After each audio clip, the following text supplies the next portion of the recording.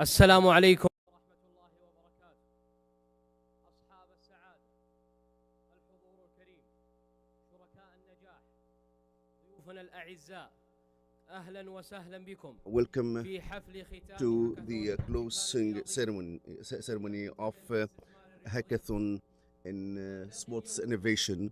Today we are convening at the end of a journey in which we have seen more than 800 products and 400 participants from teams and individuals representing more than 20 countries across the world, reaching the best 10 projects qualified for the final stage for the finalists to be among the investors and decision makers and supporting and the sponsor entities towards investment and transforming ideas into promising opportunities. We will start with the short video on hackathon highlighting this exciting journey and its milestones until we come to this final moment.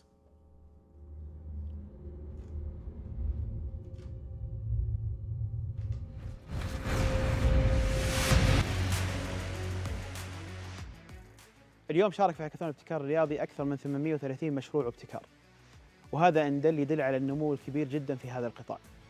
ونتوقع أن الهاكاثون جاء في توقيت جدا ممتاز، ويدل أن في طاقات ومشاريع واعدة تحتاج من يظهرها ويستثمر فيها.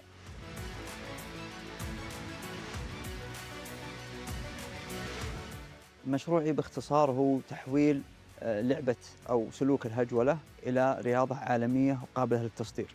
وصف المشروع عبارة عن منصة رقمية تكاملية لتطوير واكتشاف المواهب الرياضية. To scout sports talents. This is for the swimming pool and safeguarding the swimming pool. Our project is empowerment sports platform. Our project mainly focus on the family. It's all about promoting talents across different age groups.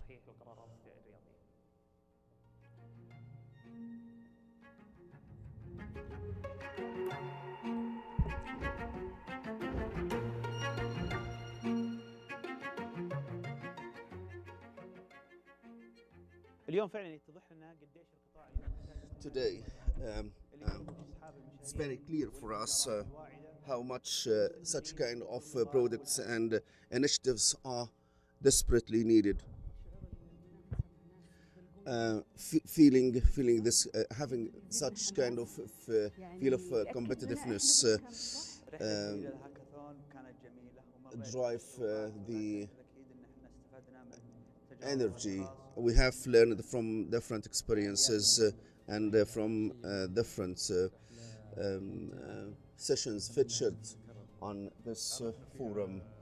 We have come to know investors and investment opportunities and different and various agencies, technology partners, and the entire process of the product from end to end.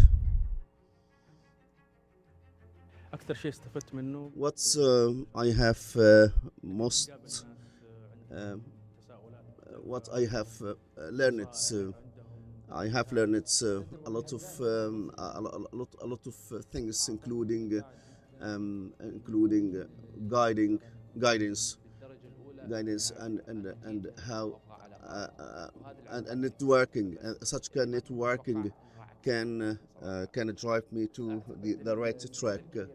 And I think the networking and the relation highlighting how important such kind of networks are. القائمين اليوم على منتدى الاستثمار الرياضي وشركة The SIF organizers and the initiatives launched highlighted the how significant the engagement of the private sector is, and the investment ecosystems and startups working together to achieve one goal. This event was seamlessly organized. It was organized in a very professional way, opening new horizons to develop our skills. So, extend my gratitude and thanks to the organizers, because we have new opportunities and windows to meet the investment. And without the support of the government and academic circles spearheaded by the Minister of Investment, Munshaat, and the academic partner, Princess Noura bin Abdurrahman University. So my great gratitude and thanks to all of them.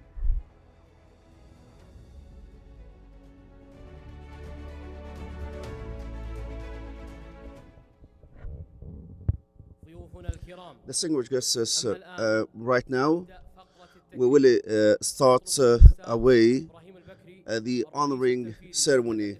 Mr. Ibrahim al-Bakri, CEO of SIF, and Mr. Raf al-Ghamdi, the CEO of our sport, to join us on the stage to start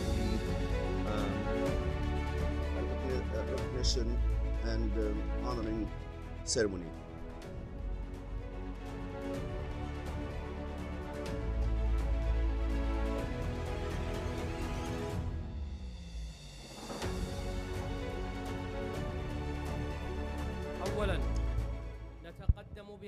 We express our deep thanks and the gratitude to the jury committee, which has played a great role in evaluation of a project and supporting this journey with their experience, knowledge, and we are kindly invite them to join us on the stage to be honored. Mr. Basim Al-Muhammadi.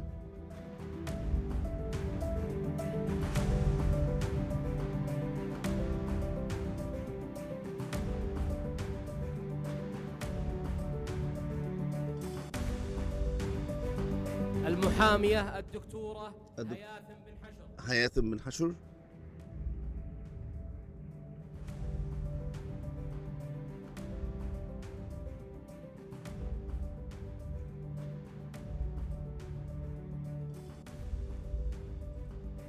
الدكتورة دكتور صفية الشيباني.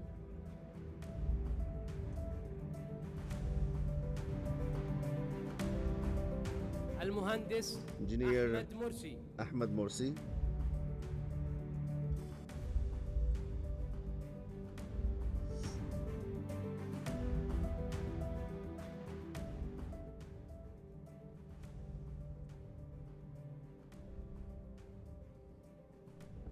الأستاذ محمد العدواني. مستر محمد العدواني. النيابة عنه الأستاذ عبد الله حميد.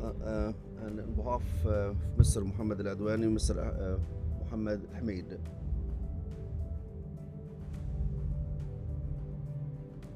الأستاذ باسم إبراهيم. Mr. Basim Ibrahim.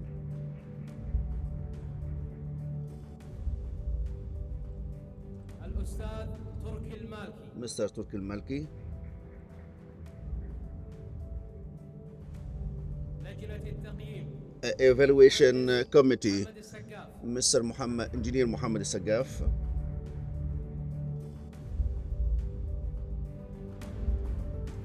المهندس ضاري الظفيري. Engineer Dhari Al-Dhahiri.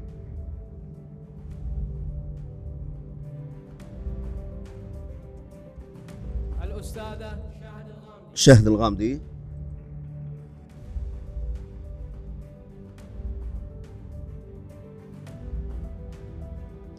This is the segment for recognizing the judging panel.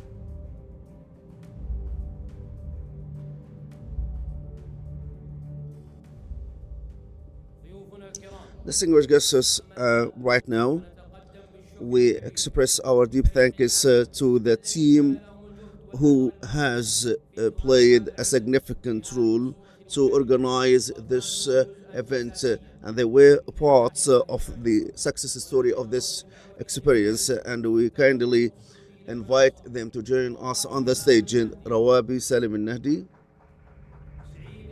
سعيد الشهري, سعود الغامدي, عمر بن حفيظ عمر بن حفيظ, رماس الزهراني رماس الظهراني, ندى الحميد الندى الحميدي.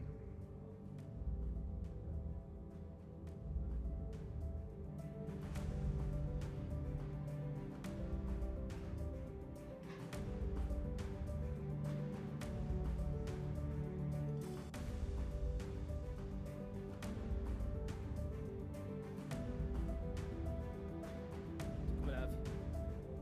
وقبل أن نبدأ And before we announce the final results, we are truly pleased to announce a special prize for the youngest participants in hackathon as a recognition for the passion and the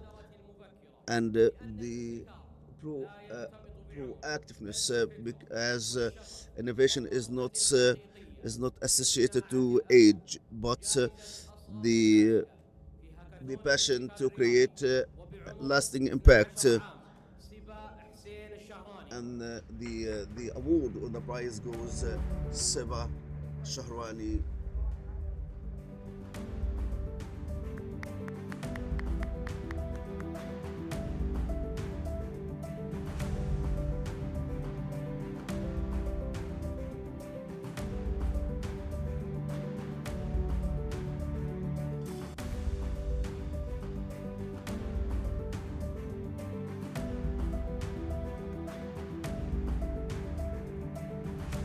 ضيوفنا الكرام Distinguished guests, والآن right now نصل إلى we اللحظة come to the much awaited moment to announce the winners for hackathon in the first edition 2026.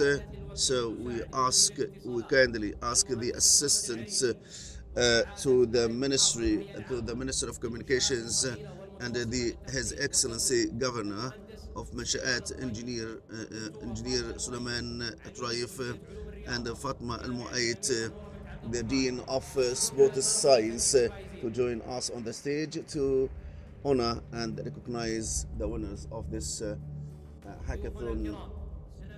We'll start with the reading out the places from 6 to 10. The 10 place لما ياسر قايد.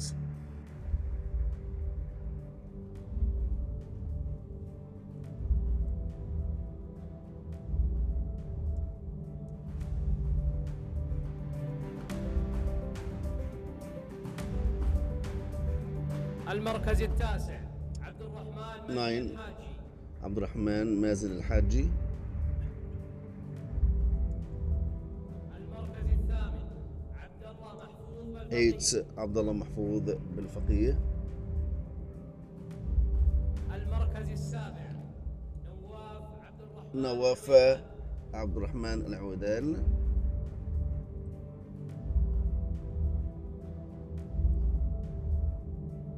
المركز السادس عبد الله علي العباس. 6 عبد الله علي العباس.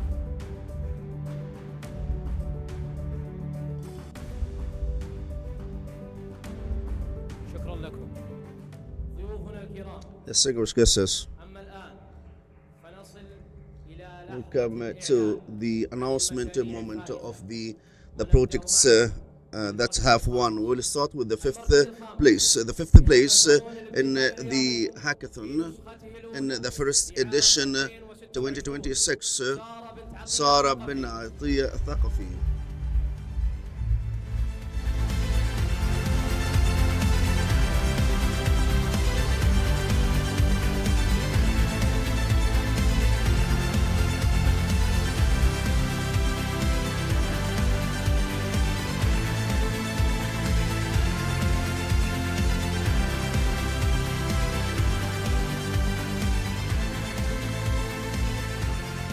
المركز الرابع The fourth الرياضي place بن أحمد عبد العزيز بن أحمد العميري.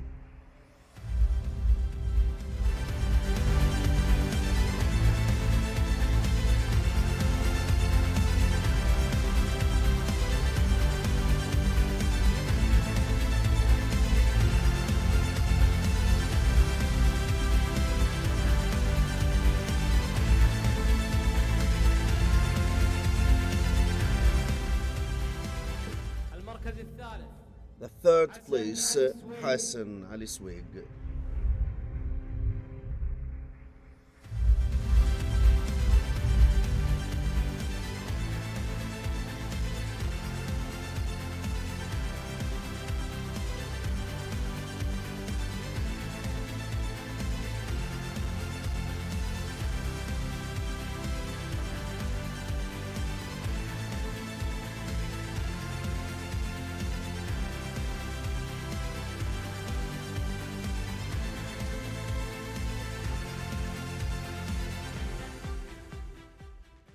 المركز الثاني The second place, which is one of the key projects which had strong presence and excellent participation, Hassan Saleh Rizq, ويحصل على مبلغ 50,000 ريال.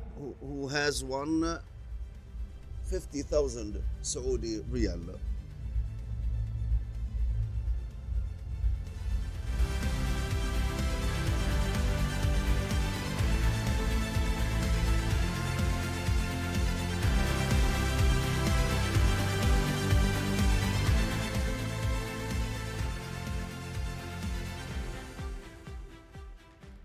أما Right now, this is the moment for the first place, who has won 100,000.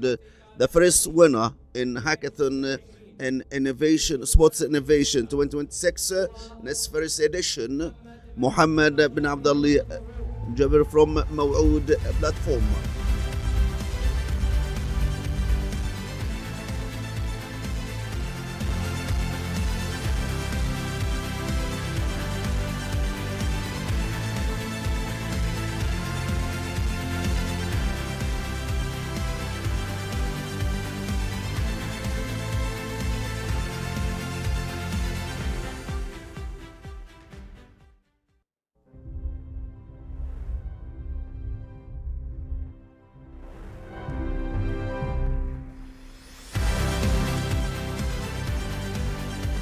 ضيوفنا الكرام Congratulations and congratulations for the winners. Today we are not talking about places and positions, but about promising and outstanding ideas. And before we close, we kindly invite the evaluation and judging committee and winners and success partners to join us on the stage for a group photo. Group photo for the winners and judging and the evaluation committee.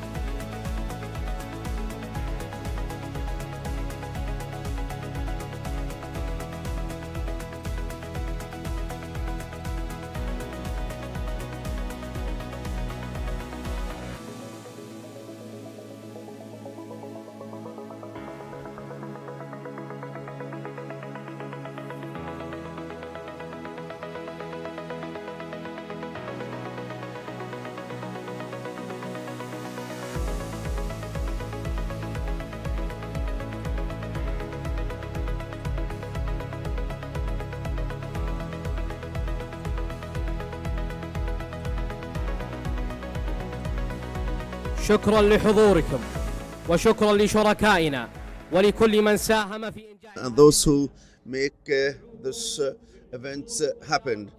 And we invite you to our pavilion. And however, there is a very important agreement at the sideline of this hackathon that will be started, that will be announced later on. So, Mr. Rafael Ghamdi, kindly, the CEO of our sports, and Mr. Mudhir Faraj, Director of Business Development at Munshaat, to join us on the stage.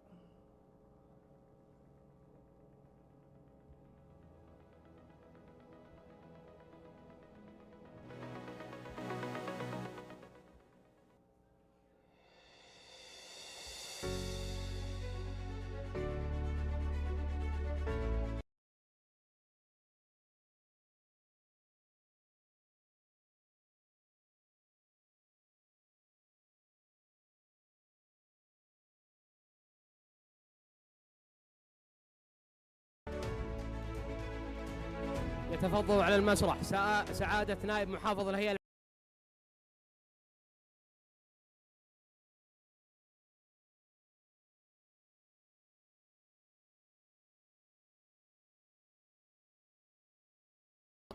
إطلاق أول حاضنة للابتكار الرياضي في السعودية بالتعاون بين of sports innovation between our sports and Munshaat, kindly and graciously honor us on the stage.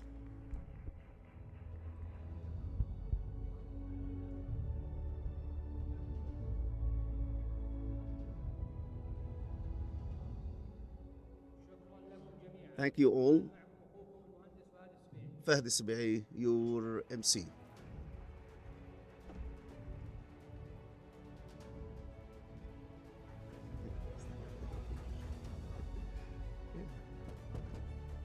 ما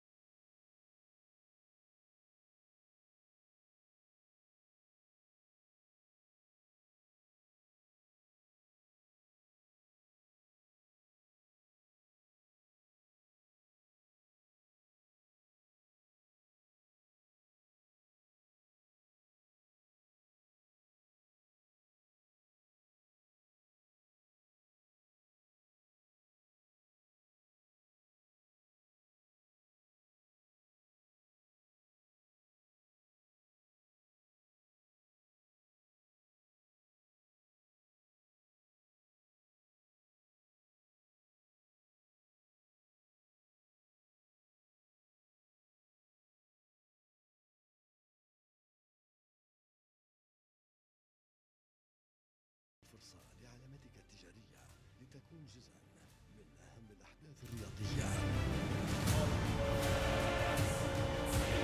اجعل علامتك التجارية محط الأنظار.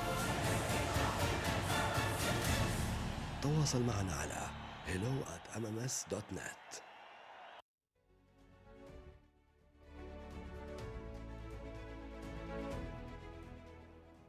Your Royal Highnesses, Your Excellencies, distinguished guests, ladies and gentlemen, good morning, and welcome to Day 3 of the Sports Investment Forum. Over the past 2 days, we've explored how sport is transforming economies, driving innovation, and creating global opportunities. Today, we turn our focus to an essential and powerful theme: the role of women in shaping the future of sport in Saudi Arabia and beyond. A theme that reflects the kingdom's vision for inclusion, empowerment, and the role of women in shaping the various sectors. It is my honor today to introduce our first session titled Women in Sports in Saudi Arabia, featuring Her Excellency Dr. Hala Tuwajri, the President of the Human Rights Commission in Saudi Arabia, moderated by Salman Al-Garni. Please join me in warmly welcoming them to the stage.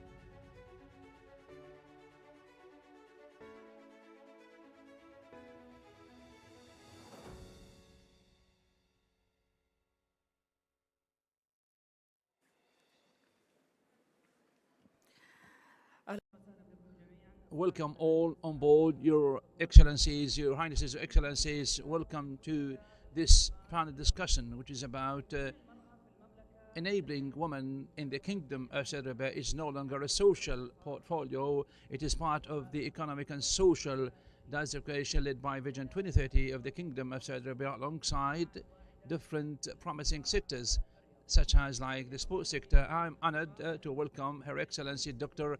Hala Tuwajri, the head of the human rights in the Kingdom of Saudi Arabia. Thank you so much, Salman, and thank you ever so much for this highly valued invitation. Doctor, a very important point I would like to start off with you: enabling women in the Saudi women in the Kingdom of Saudi Arabia under the umbrella of Vision 2030. How do we value the work across 2026? Thank you. First and foremost, one thing to confirm and to highlight, enabling and empowering women is not just like part only of the list, like this is one of the boxes to check. It is a national must-have requirement or demand, and it has been stated by His Royal Highness Crown Prince, because women is a genuine part of the Saudi community. 50% of talent, opportunities, and ambition as well. With this in mind, this is a very deeply rooted component of Vision 2030. With this in mind, enabling women has been always one of the five as a national target in the first program of the programs of the Vision 2030 of the national transformation, the purpose of which is to enhance women's contribution in the labor market. And it has been based on different research studies how to enable women and other related issues.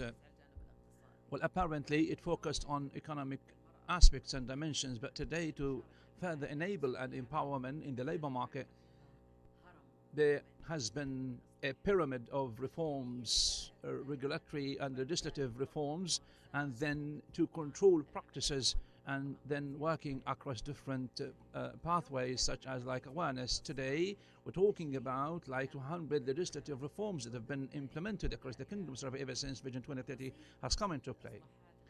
the rate of the reforms directed to women are almost halfway. I mean, half of the reforms. We're talking here about all the aspects of life. So media professionals talk about this like in a couple of two pieces of news, but the legislative ecosystem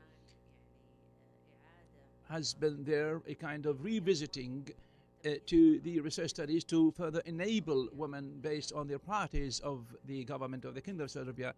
Dr. Hala, so what is the rate or share of the sports sector in terms of empowering and enabling women? There has been always legislation for this and regulation for this. Could you further talk us like how women are enabled in the sports sector? Well, let's first talk from the first steps. The sports sector is one of the most important sectors regulated like others. Equally important woman in the sports sector is, at the end of the day, women, part of the community. Rights are given and safeguarded like others. For instance, when we talk about like any kind of system like protecting women against any kind of assault or molesting or any harm or abuse, these are all applied and enabled, of course, across different sectors, very much like the sports sector. So this is the rule where we are driving enabling women across different sectors, which means that this sector or all the rules apply to this sector very much like others. But when we talk about the sports sector, well, it has a different story. Women in the past were far beyond this sports sector. The people around here, I mean the old generation, do understand that women didn't like go to playgrounds or clubs. They were not like inclusive. I mean the clubs were not inclusive for women. Some exceptions were there for certain clubs. Ever since women were like little children, did not practice sports back in schools. So women were far away from these kind of. Some part of these reforms are to everything that has been there in the past, starting or as of the early childhood, and Princess Noura bint Abdurrahman University was the leading or one of the leading universities to create educational sport programs to teach sports to female students, and then sharing women in different federations and programs, initiatives, and also to be highly representative. We've seen different stories, different success stories, such as like the participation contribution of women in the Olympics and other competitions. So with this in mind, women were the furthest from this sector, but over a very short period of time, we been successfully able to bring women into the sports sector, making much headway and progress. Great, well, truly said. Speaking of the sports sector, like in terms of like bias and prejudice, how can it be possible by, of course, enabling women to address and overcome such challenges in the sports sector? Well, the national ecosystem laws look deeply into these practices, but again, at the same time, we have our international commitment. The Kingdom of Saudi Arabia has endorsed different agreements, which is like against any kind of forms of biases against women, and also it has endorsed a racial discrimination agreement, which means that these are not only national commitments, but also we have international commitments, because these themes, these topics overlap and interact and intersect actually with the other commitments, national commitments and international commitments. And when we speak about racial discrimination, unfortunately, it is there across the sports sector. There are great efforts made, put in by the Ministry of Sports, working closely with the Human Rights Commission along with other entities to combat such kind of ill practices and behaviors. Speaking of the enabling and empowering women, well, thankfully, because we have already started, we don't see any kind of practices such as like bias and prejudice today, but we are very much like keen to push it forward to have women always participate.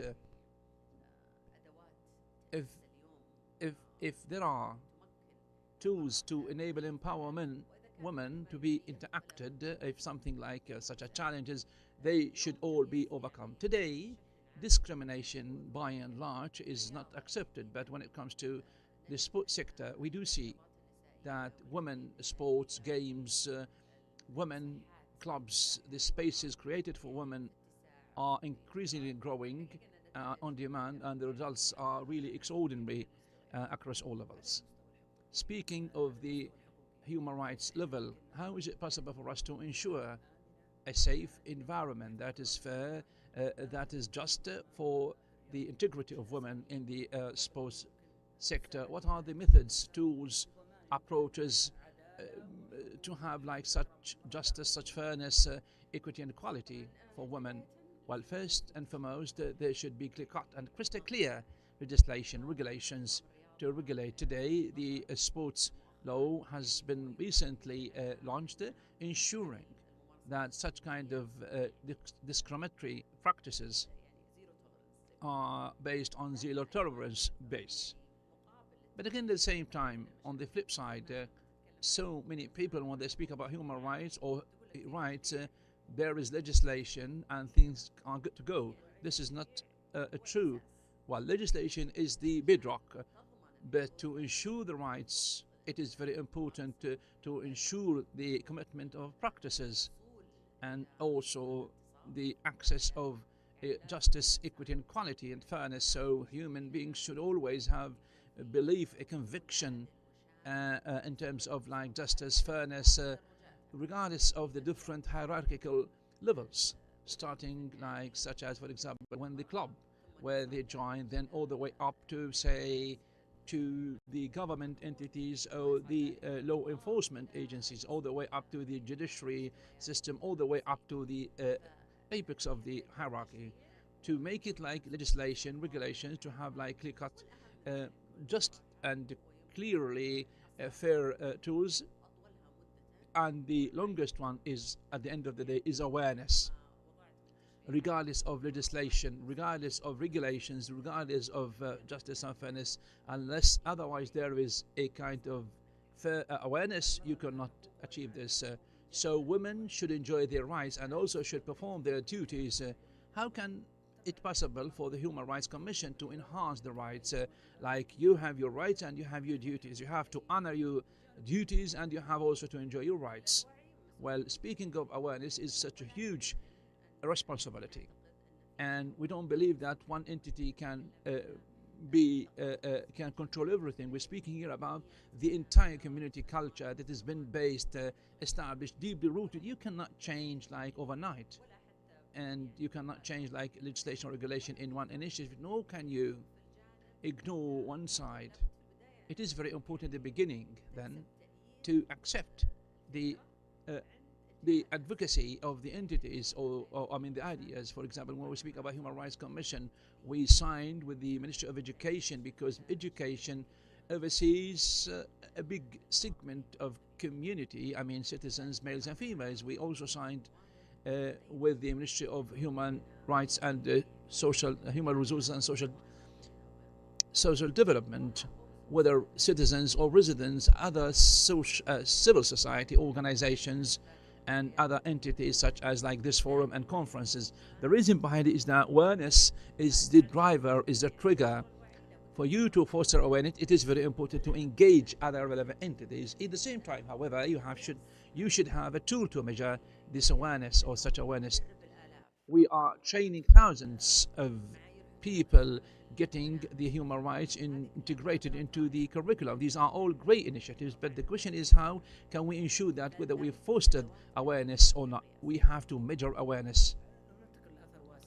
When we talk about wide impact, the role of women in the community engagement in economy, for example, so if there are clear-cut, crystal clear human rights to protect women, high level of awareness being fostered always and raised, how is it possible for us to ensure that there is a high level of contribution for women in economy, with the private sector, say, across all the relevant sectors for women to get engaged?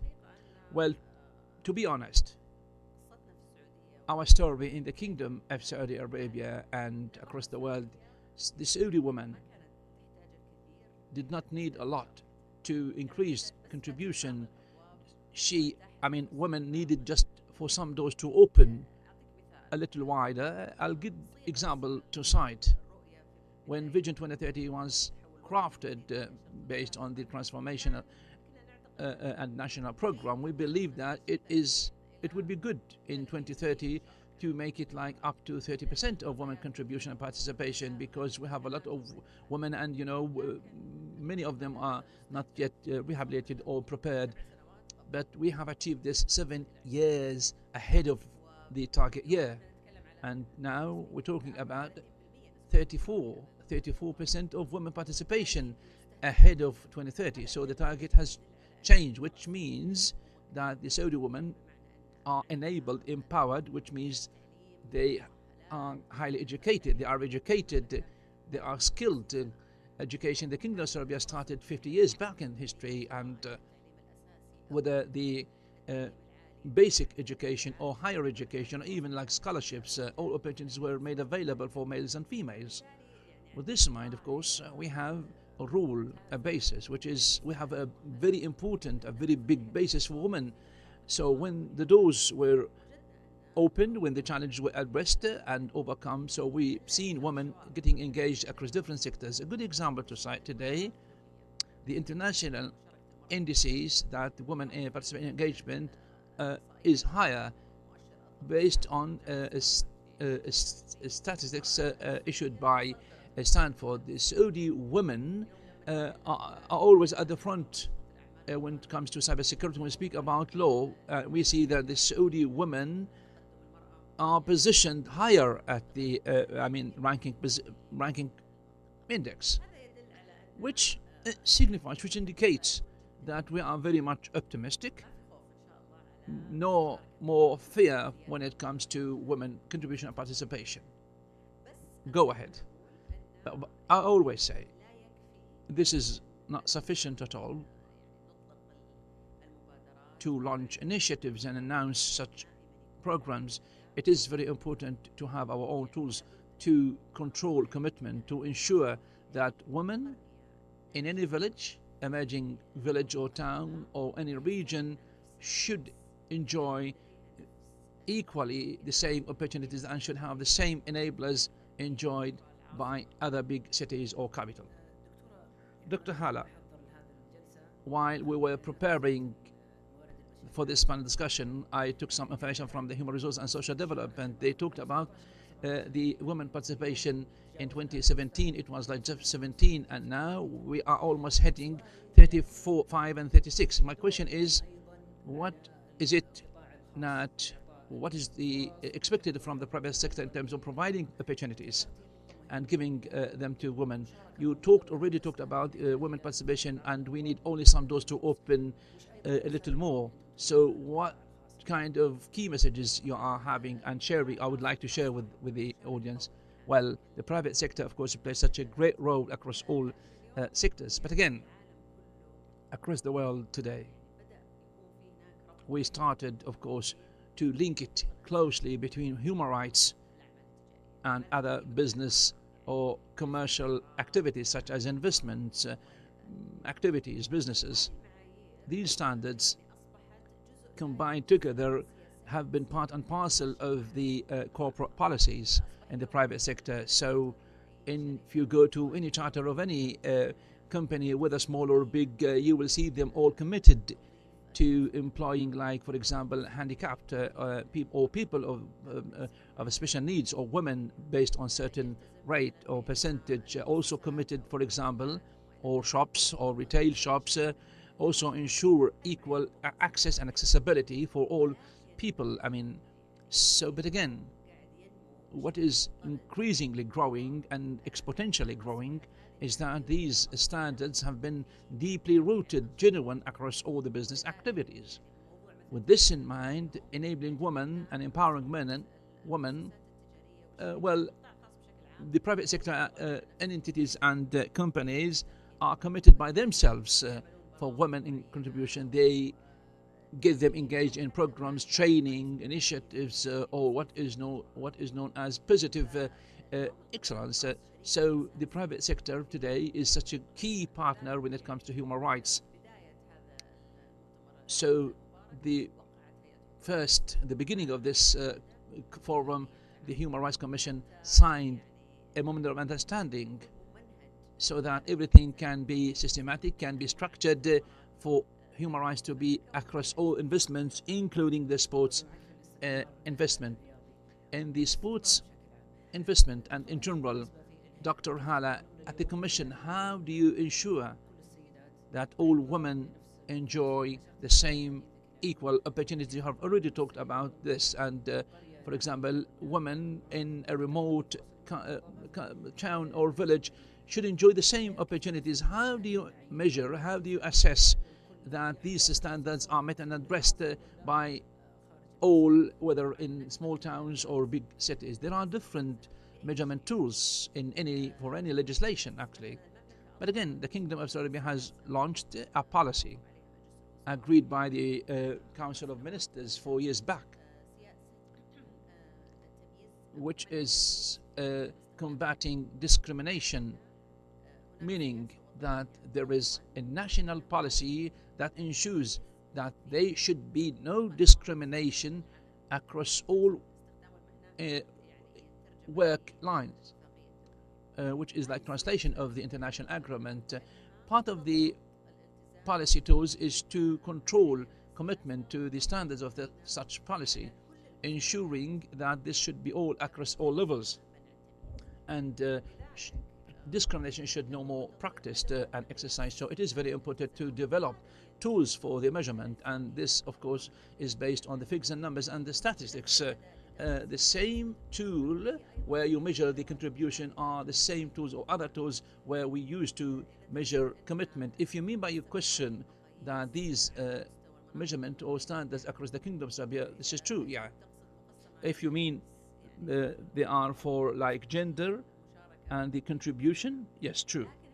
But again, these measurements, dynamic, they need to be always developed and updated by time, of course, so that we always are updated. But like engaging women in higher positions, well, globally there is a kind of index. I mean, the West communities talk about the importance of enabling women. But again, the percentage of women contribution in higher level. وكذلك في السعودية لا احنا 44% احنا كويسين 44% على قصر يعني المدة اللي فتحت فيها المرأة لها المجالات عدة Came into play was very limited, very short, certain sectors such as health, education, but it was distributed across different sectors, such as, for example, wage equity and justice and fairness to anything. If you come here, when it comes to development, Hollywood and others, that there is a big difference in terms of the wage or rates between men and women. Well, the Kingdom of Saudi Arabia, these are good features. These actually and best. Well, we did not only develop this legislation, we also develop the commitment tools, fines, penalties, sanctions, where they can be imposed on government and non-government entities when we feel that there's kind of discriminatory practices. There are discriminatory practices into play. So the Kingdom of Saudi Arabia has gone a long way, made much headway because it depended draw on best practices. Could you talk about the assessment of the human rights in the Kingdom of Saudi Arabia in terms of women and also in terms of laws and legislation? Well, to make it clear, we don't have any index for human rights across the world because human rights issue is ramifies actually. We talk about basically 28 rights based on the declaration, including all our rights, and we cannot measure them using one. So thankfully, no one thought ever that there will be a measurement to measure everything. You cannot use one measure to do everything, but we have different indicators so that we can assess the human rights status or baseline. even these indicators, such as, like, say, schools, every 4 years we have something new, and some are based on, like, statistics, and some others are surveys, and so the world is always changing. But again, in terms of the Kingdom of Saudi Arabia being assessed, and in comparison with other world countries and the UN reports, and how these reports, of course, receive such reports by the member countries, the steps and the style made by the Kingdom of Saudi Arabia recently has really have really impacted the level of the Kingdom of Saudi Arabia and the performance in the related sectors and issues to the human rights. We also assess ourselves. We develop our annual reports and submit such annual reports to the custodian to Holy Mosque, and also about the human rights status and baseline. That is why we do this regularly, annually, across all sectors. One final point to talk about: what is the role required by the Human Rights Commission so that you complete the pathway over the future? In the future, in the Kingdom of Saudi Arabia for all, whether legislation, laws, or systems, or whatever it be. Well, the legislative system in the Kingdom of Saudi Arabia has made much headway and progress in a short period of time. His Royal Highness Crown Prince has launched 4 projects, big 4 projects about legislation, and 3 of which are now in effect, evidence-based law, civil law, and others are still being developed. Just one. This quantum leap in the legislation system has well reflected, of course, on the human rights baseline. Say, like civil status and civil affairs law, it was before, of course, was a little problematic. Like two cases may have 2 judgment or 2 rulings. Today, anyone can expect the ruling, the judgment, because the law is very clear. That is why the quality for life, to reach out, to reach to justice, to equity and quality, and everything has been achieved now. So I always say it is very important for legislation, and we've seen this, we enjoyed this, our role, everyone, across all sectors, that we need to control our practices. A practice is not easy to be controlled or to control. This is the current stage, and the future stage. We're talking about sports. We're talking about, like, big reforms, big changes in this sector. But again, what is more important, we need to ensure that to be honest, all the schools are prepared to ensure that everything, all males, female students have or enjoy equal access opportunities. Like school sports is not a luxury. It is a genuine right for each and every child, as stated by the national agreements and national and international agreements. And it's, at the end of the day, it's the bedrock. It is the bedrock for our life. Children, ever since they are born, they need to understand the impact of sports on their body, physique, and mental status. They always continue playing, exercising, practicing sports, and this is best discussed by educators. So the issue is so diverse, it's so interesting to talk about. Dr. Hala, one key message you would like to share to the Saudi women as head of the Human Rights Commission? Well, Saudi women do not need any more key messages. I always say the mission, or the limit is the sky, and we are so ambitious, and so we don't need any more to motivate and promote women. What we need is to increase women contribution, participation, to increase, to further foster their awareness. Each and every woman actually has circles of nuclear family and extended family, and without the support of the Saudi government, this is like the political willpower and also the support coming from husbands. No single woman can further work or be empowered without the support coming from a brother or a husband, while she at the same time, a woman, also support the next generation. So this kind of completed circle, integrated circle is very important. No one single event is for women, while the people attending are all women. You will see like a mix of men and women. So this is everyone's file. This is a national file, Warwick Top. Thank you ever so much, Dr. Hala Tuwaijari, head of the Human Rights Commission. Thank you ever so much as well, our dear audiences, for your engagement. Thank you ever so much. Have a nice day ahead. Thank you.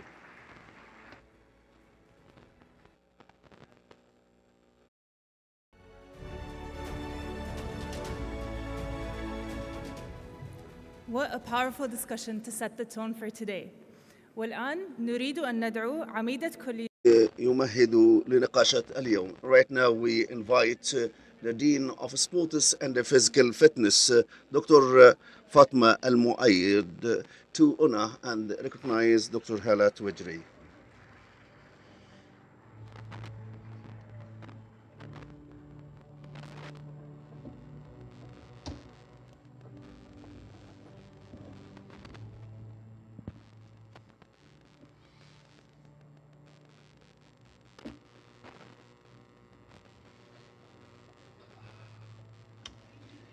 شكرا على هذا النقاش الرائع على عنوان in sports and physical activity, aiming to explore leadership, a critical dimension of the sports ecosystem. We are honored to have an exceptional group of panelists with us today, including Her Royal Highness Dr. Ahed bint Al-Hassan bin Saud bin Abdul Aziz, the head of medical administration at the Saudi Automobile and Motorcycle Federation, the president of the Saudi Motorsport Marshals Club, and a member of the FIA Medical Commission. Then we have Ms. Lina Khaled Al-Maina, former Shura Council member, the chairwoman of Jeddah United Club, and the co-founder of Saudi United. After that, we have Ms. Dania Agil, a Saudi pioneer in motorsports and professional rally driver. Last but not least, we have Dr. Rima Al-Ghadir, a member of the Board of Directors of the Human Rights Commission. Please join me in warmly welcoming our panelists onto the stage.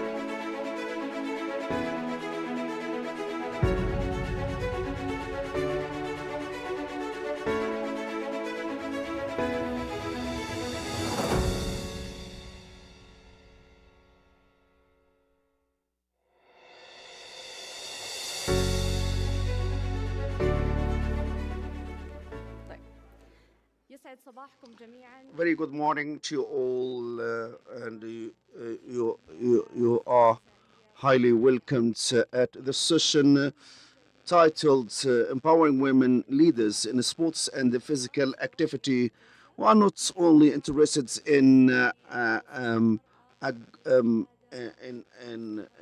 engagement of women in sports, but to chart a roadmap for the future. So we'll have. I will start with with her Royal Highness Dr. Ahd.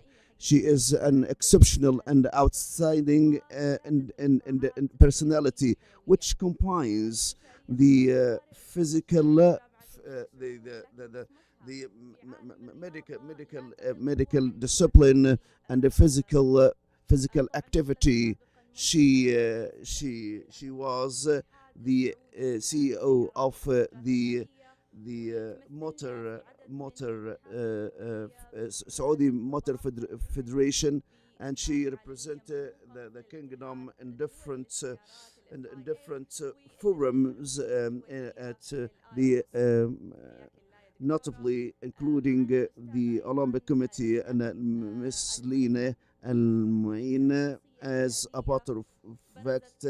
matter of fact, she's a leader and a prominent women leader. She's a Saudi Shura Council member, and she plays a pivotal role in spreading the culture of sports across the Saudi society. And she co-founded Jeddah United Club. So we are honored. It's a privilege to have you with us, and Dr. Rima Al Ghadir. She's a prominent leader at Princess Noura University, which she has mastered the language of empowerment and human rights. She held the post of the academic affairs, and she played a prominent role at King Salman Center for Relief and other roles with the United Nations. And Miss Nadia, she is a living model for breaking glass ceiling and pushing the boundaries. She is not the first Saudi woman to achieve the World Cup in rallies, but a number of the first rankings in the Dakar Rally, FIA Rally, and the cross country, and records of success representing Saudi women in the toughest competitions, the global competitions. So we're gonna discuss two important dimensions: how to move from decision making process, what are the steps required to lead the sports landscape. So we're gonna focus on the role of women in the sports sector. Thank you for this kind of invitation, and I would like to thank the attendees for the women participation and engagement. This has positioned us in a very empowering, very powerful position. The women engagement, it's not a secret across different sectors, not only sports right now. We are in empowerment and the development in terms of leadership, not only mere engagement and in governance and sustainability as well. Interesting. Lina, Miss Lina, can you describe the full picture and the full landscape of women role in sports sector? Good morning to you all. Regarding, we just had the conversation of Dr. Hala Tuwajiri regarding the such kind of interesting news that and the percentages that Saudi women represents 45% of the senior and executive leadership. It's a very high percentage. I'm talking about in a very short span of time after the implementation of Vision 2030. Right now we have women leaders across different agencies and entities and sports federation, CEOs, women CEOs, and this is a good sign. There is a real empowerment in Saudi Arabia. As a matter of fact, I just recall when Princess Rima bin Badr, when she was the deputy of the General Authority of Sports, when she broke the glass ceiling, and the empowerment of women globally. We have a myriad challenges. So we have achieved, and we have and still we have a lot to do and more to do. Dr. Reem, we ask you to talk about the national policies and the sports organization and their role to empower women. Thank you for this beautifully. This is beautifully drafted and beautifully described bio. I would like to thank the forum as well, wishing all of best of luck. The first panel discussion or the fire chat it was all about the importance of the policies and the regulations which enable any sector and each sector across the Kingdom of Saudi. Vision 2030 has significantly contributed transforming the sports sector, moved from being a number of physical activities and entertainment to a fully fledged entity. It's not just called sports sector, but an ecosystem, and I'm really proud and privileged to be among the women leaderships as leaders in the sports ecosystem in Saudi Arabia and the expansion. We have a huge scaling up in infrastructure over a very short span of time, and achievements at the level of sports facilities, scaling up and expanding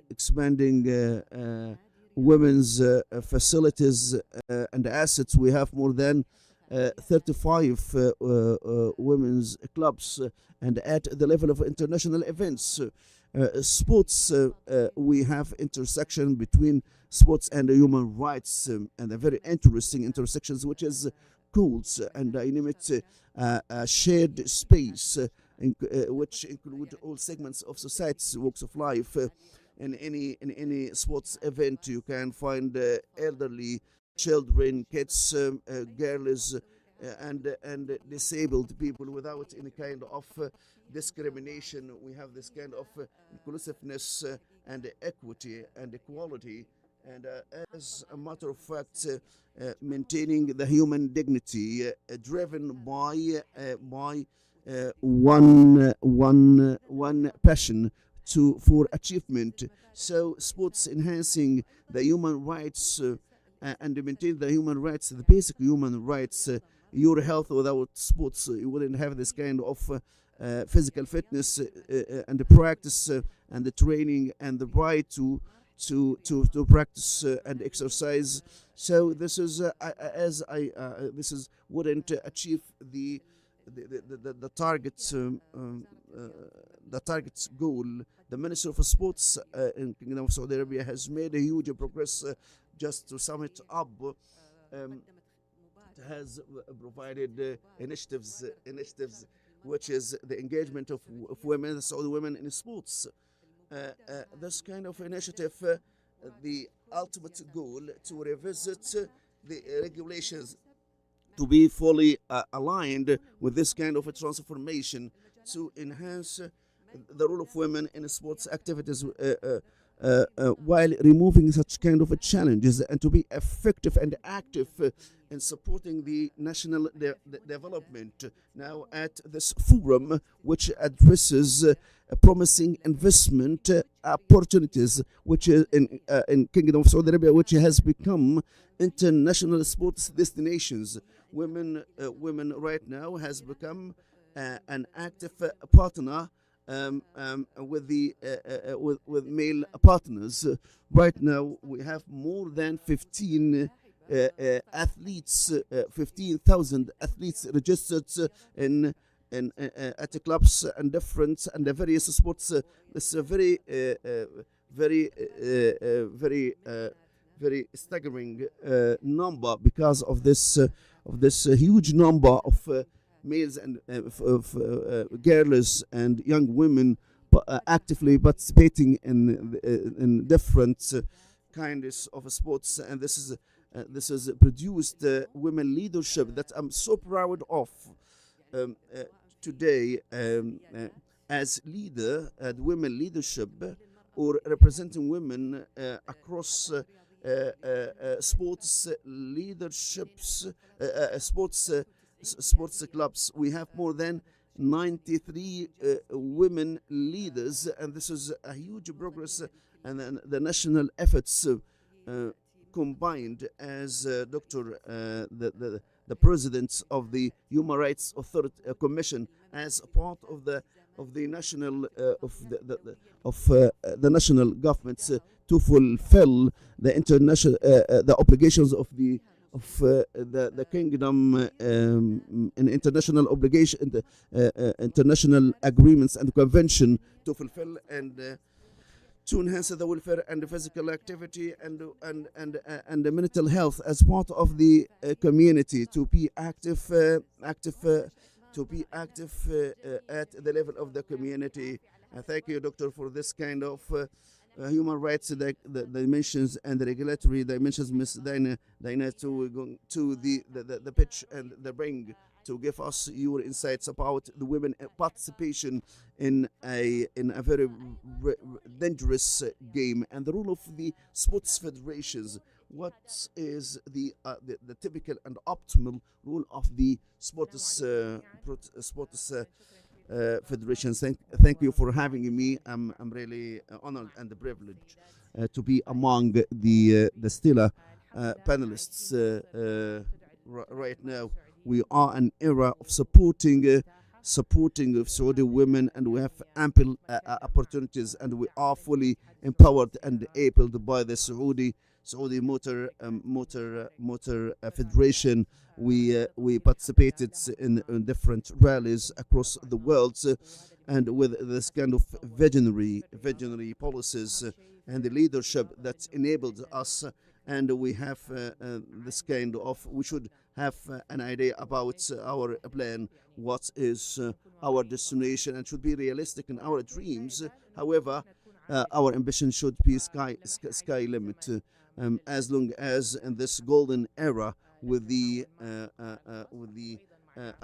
opportunities, we need the support of the private sector and sports federation. We should plan on the long run to achieve the results anticipated, and participation in rallies needs persistence, patience, investment, and hope. Because down the road we might have some failure, and some success. And failure is part of the success journey. This should be parts of. Should be part of our journey. Thank you. Highly appreciative using the jargon, the jargon and the terms of sports language.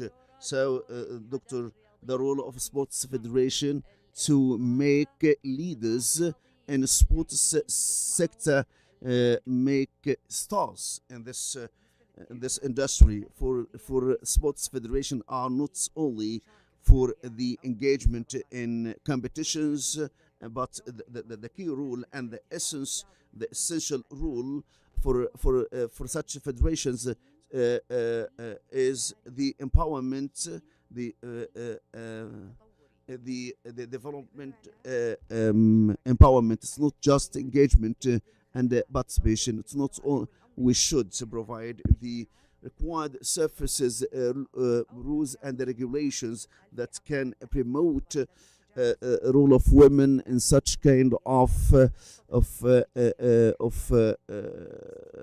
industry, and they should adopt sustainability to give and to open jobs for women in such kind of federations. This is the key role of federations, and to open the doors for women to fully participate, to enhance and to improve their loyalty. The empowerment of women is not only in a single sports, but the entire family, because as you know that woman is the half of the society. She's the mother, sister, so she's part of the social fabric. So the federations should create this kind of a space for women to fully participate in different events and competitions. So the burden and onus on the federations, which is not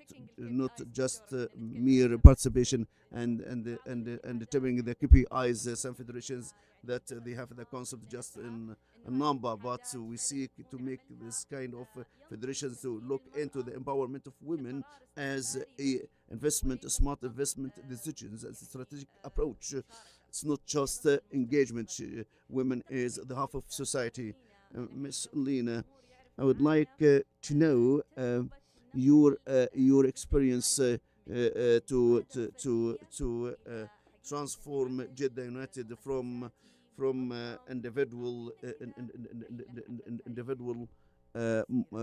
individual into an institutional organization. It's the journey of 23 years. It started with the girls club. I'm graduated from a private school, so we had this kind of programs at the private schools and transformed it 20 years ago into an institutional work under the umbrella of the Minister of Commerce. So the organization with the 20 years, and we started under the supervision of the Minister of Commerce as a commercial sports organization. We experienced the transformation since the launching of the vision into academy, then officially licensed club as any other official clubs terms in relation to the regulations and regulations within 2 decades. We trained thousands of young males and females in Jeddah, being that at that time there was lack of attention to the engagement of young women, and the umbrella is Saudi United to spread the culture, the sports culture. The main idea or the main goal behind this endeavor, it wasn't to lose or win, but to learn the culture of failure and loss. The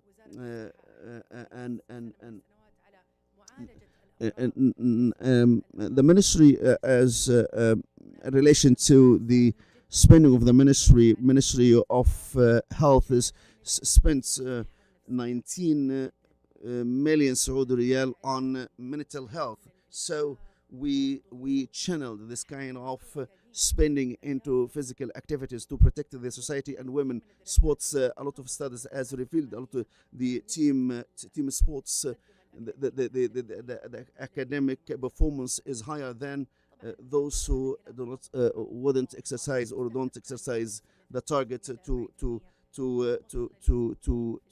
reach 60% of the participation, and increasing the those who practice and practice sports. We have exceeded the targets. And we have a lot of progress to mention. The journey when we set out this journey, one of key milestones or the fruits when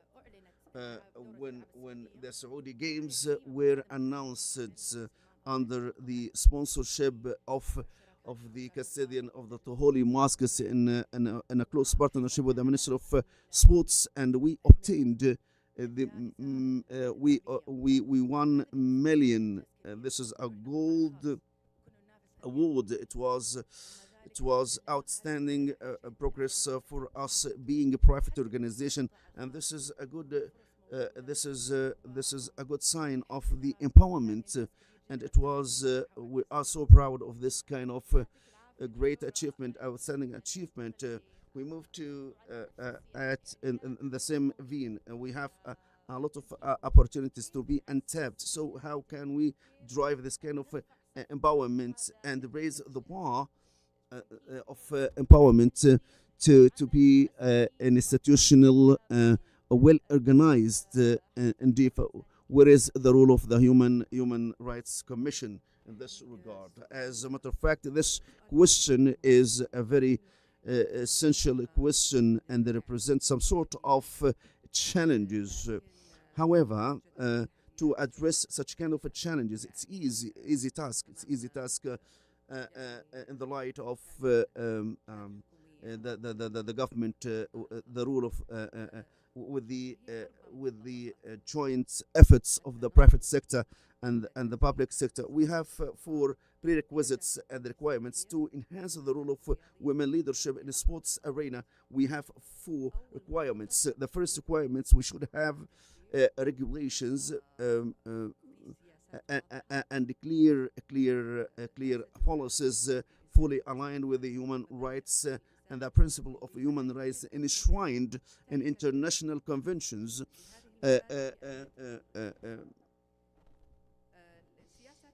Such kind of policy should be clear in a very clear and simpler terms, and flexible and open to the improvement and development. If we take, for instance, the sports law as a regulation, we can find a provision and a text in this law that sports is a right for all.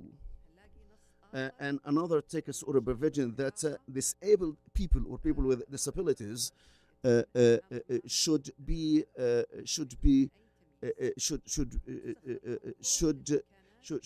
have the accessibility without any kind of discriminations, and to fulfill their sports passion. The second requirements, initiatives and programs. How can I know that such kind of policies and the regulations have been fully implemented on the ground through programs and successful practices initiatives? For instance, if the Minister of Sports launched a program to attract talents in some specific sports,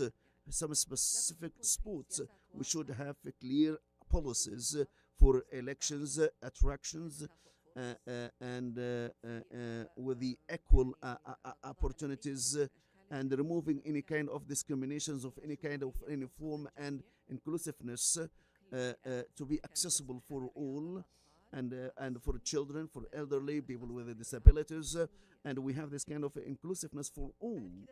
After that, we move to the third requirement, which is KPIs. We need to know if such kind of initiative or such program is successful or working out, or if we have any kind of gaps through. We can discover as such through the KPIs for the purpose of evaluation and assessment and improvement. The final requirements, which is a protection mechanism, that we should have communication channels, receiving feedback, insights to improve such a kind of event or such kind of activity, and even if and such kind of requirements can be cascaded to the work environment in different physical activities. If such kind of mechanisms are in place, this can ensure that the workplace without discrimination against women or gender, with the exclusiveness for all, and well balanced. Because in this case, I attracted a diverse tool, talent pool from males and females, because the sector is open for both gender or sexes. If we have as such full implementation of such kind of requirements, we can end up with the safe environment with more production and evolvement, and this is what is required for the a forum exploring for an investment opportunities. Thank you for well said. It's to the point for key stages. However, the academic part has been ignited. I'm gonna focus on education, and this is a responsibility, and it's a reflect back and the reference back to university. How can we develop the College of Sports Science to be fully aligned with the international vision? So, in your mind, what is the role of educational system to create the future leadership? What are the skill sets that are required, and what are the gaps that should come at the top priority, and how can we create a female leader? How can we create a female leader in sports? What kind of skills skill sets that we should focus on, and what are the gaps to reach the education with the outcomes supporting women's leader? It's a very interesting question. We should start at a very early age at school, and the importance of empowering a person to be a leader in sports or anything else. They should have self-confidence, and this kind of and they have the desire to develop to have a professional development, and to have a clear pathways of developments, and they should have this goal to develop and to post the self-confidence. This is start of the self-confidence. Each person has a specific value, and we should instill this kind of notion at early age. If we have a group or a team in sports, people might think that those who score a goal, it's not correct concept, but however each player in the pitch has a role to play, and this goal is a joint effort. So in rallies, people might say that the driver is the best people who have won. They might say this is the epitome of winning, but it's part of but the success wouldn't be completed without the owner of the team, the captain supporting me, and those who work in maintenance, and the other who support the entire the entire process. Even the fan is part of the success and the picture. Each one of us has a value, and this is the basic idea that should be instilled in our children at very early stage at schools, to start to imagine their lives, and to know and to discover their value in sports or outside the scope of sport. I think this is the most important idea that should be instilled, and to be grounded. This kind of upbringing. So early age education. The role of universities, as I'm a product of King Saud University, which was a leader in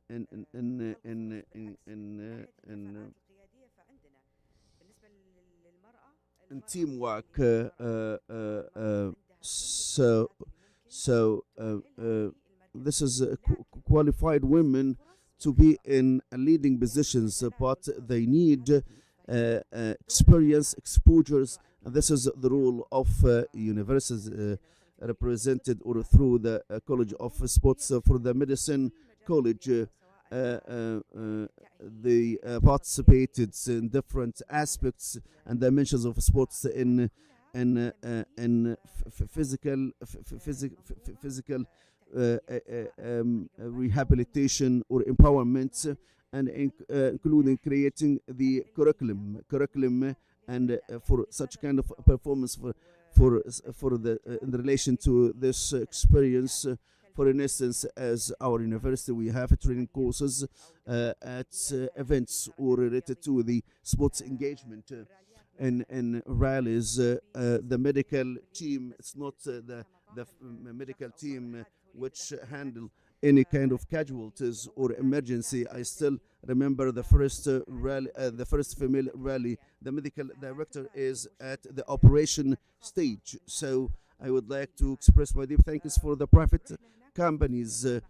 They participated with us, and they are part of our success of such kind of events. And the success of the participation and engagement of women doesn't rely on individual effort, but a joint and collective efforts. We moved from the stages of early stage education to up to university. As long as you have embraced the private sector, I would like to express my deep thanks to Hajj Ali Rida company and the young people and the technology and business university as well. So there is an idea that clubs to invest. Universities invest in clubs, but I don't know what happened for education and learning. I should mention that I graduated from the university, so we should continue in the professional development and the personal development journey. So I obtained diploma in sports management to develop myself and to develop my skills as well. I applied for a program 2030 MESC entrepreneurial program, and we are part of the Saudi Council of Leaderships. So for the ultimate goal for the personal development to learn Barcelona is the Barcelona team. This is when we established and we founded Jeddah United or Riyadh United, Mecca and Medina United to introduce our cities to the entire world.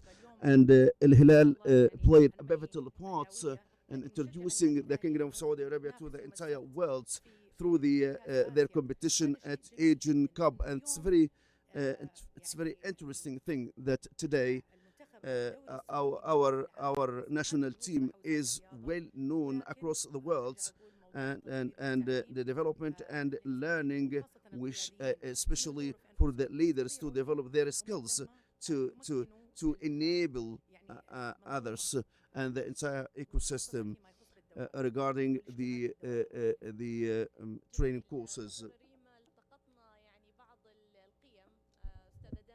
Mrs.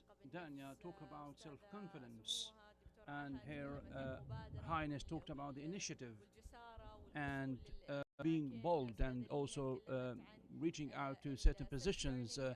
Also, you talked about like self-learning, and well, to be honest, I would like to have your opinion about this. Does training enable women in the sport sector? Well, it is a valid question. The sport ecosystem in the Kingdom of Saudi Arabia is always a cynosure, and as always, of course, I believe what is important is so much focus is placed and attached on education. I mean, sports education colleges. I believe the sports education as currently is to develop strategies, while universities that have colleges, I mean faculties such as like Princess Noura University, of course we have there like the faculty of the sports education, and you are the deputy along with highly active faculty members. I hope that the programs there and elsewhere else, of course, are highly competitive when it comes to the academic programs.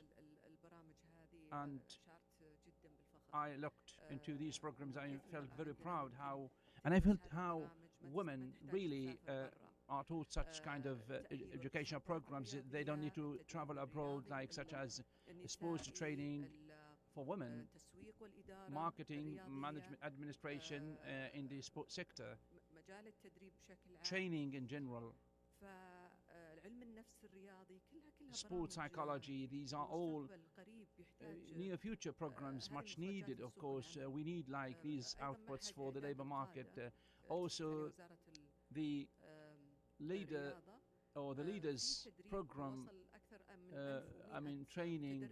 We have more than 1,100 trainees for profit and non-profit organization, private sector. This is all to rotate the expertise and experiences. But I see as an academic, of course, and I've been working there in the academic arena, I see many female students getting engaged there. If we look into the female championships, we have about more than 43 female championships in terms of the entities supervising. When we had like female staff, of course, they were trained, they learned in terms of the academia, in terms of the professional education. One thing I would like to showcase or focus for the faculties relating to the sports sciences, it is very important not to ignore training. It is very important to get engaged or conclude partnerships with as many institutes as possible, and also the institute that will see light. I'm pretty sure that the sports sector investment will attract more and more, in terms of training, because we do need this now and in the future. I wish you always success. Thank you ever so much. Well said, truly said. You're right. When we develop the curriculum of education, the education curriculum in the Faculty of Sports Sciences and Education, what we're focusing is to open up to other federations, the events, the championships that we sponsor, we host. It is really a place of pride, such as the Islamic Solidarity receiving and welcoming more than 50 countries. So it was a great exposure for our female sportswomen. So training and being open always to the other federations is a must-have requirement and demand, actually, across the different faculties and parent and sister faculties, such as students of medicine, students of rehabilitation, fashion as well, where fashion female students were part of this. Now we have so many female students across the audience coming from universities to this great forum. I would like from each speaker to give us a leadership lesson where it has created much impact, of course, to cut it short for our female students, that this is a very important best practices and learned lessons. First, in their fields or domains or in anything they would like to get engaged or get engaged in any field. Failure per se doesn't mean the end of the journey. Failure and mistakes are the best teachers. So you learn best from your mistakes. You learn a lot. But ignoring contribution or participation or engagement or initiative or getting engaged there, thinking of yourself, ignoring the mistakes, this is something that really makes your participation much less. So it is very important. Without so you have great opportunity, a great potential to develop yourself, and you have great advantages and characters, but again, you always have to share. You always have to think out of the box. Getting engaged, sharing, and participation means that you need to have the people around you accepting, and also you have to accept and enjoy the constructive criticism.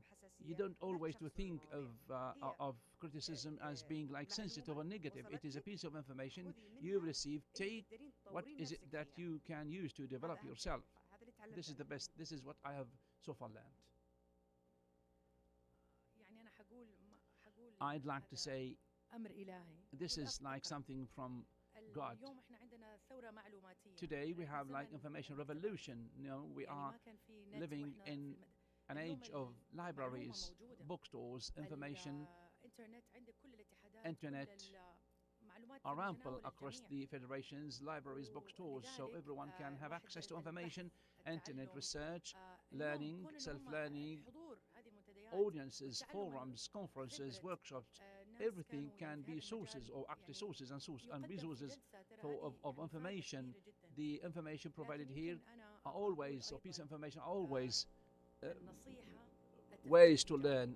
The good piece is to have the positive thinking. You have to think that this journey is easy, is positive. Well, you have to be positive about it, and also other entities were there, were not supporting or did not welcome that this sector is not important. But when you think positively, or positive thinking based on the holy teaching that I always think of my worshippers as good as they are thinking of me. So I always think and I believe that we are not a private sector. They thought that, or they think that this is like social activity, because we are non-profit sector, because so many champions and events were based on national championships, like no smoking championships, like drink water competition, supporting cancer patients, whether breast cancer or child cancer. So why, for example, me to make it beneficiary for everyone, and I can benefit as well? This is based on fostering awareness about this to benefit, to make it more sustainable, and also to make more profit, more so that I can continue the journey. I repeat and again, which is the positive thinking, and we will make it anyway.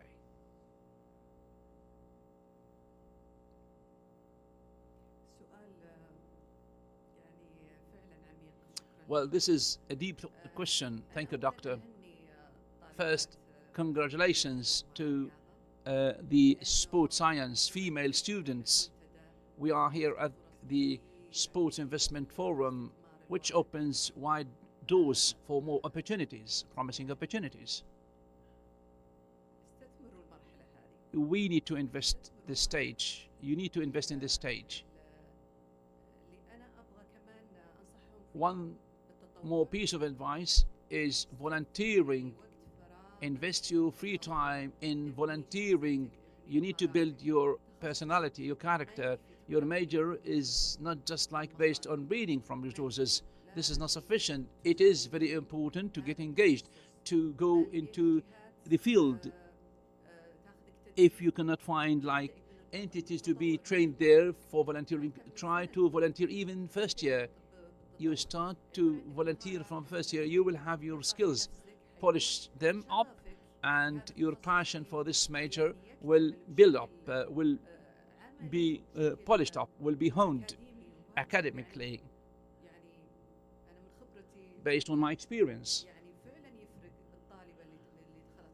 students, female students, can be different based on their volunteering practice and passion. And students who don't, of course, and they don't focus on volunteering, focus only on reading and research, they may not have skills such as volunteering. Universities is now open to more volunteering. I mean, volunteers. We have volunteering platforms created by the kingdom across different sectors.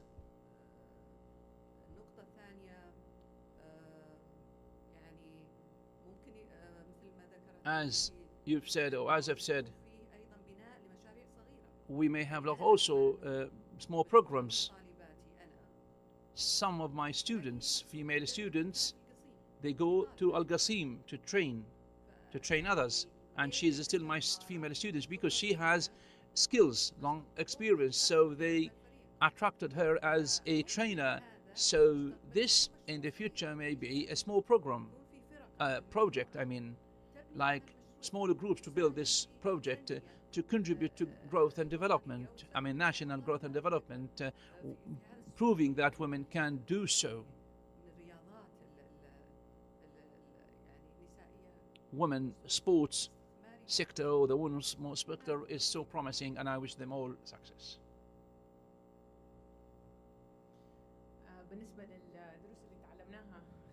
The lessons learned so far, we learned a lot. We learned how we spend in the empty quarter 10 hours, how to win.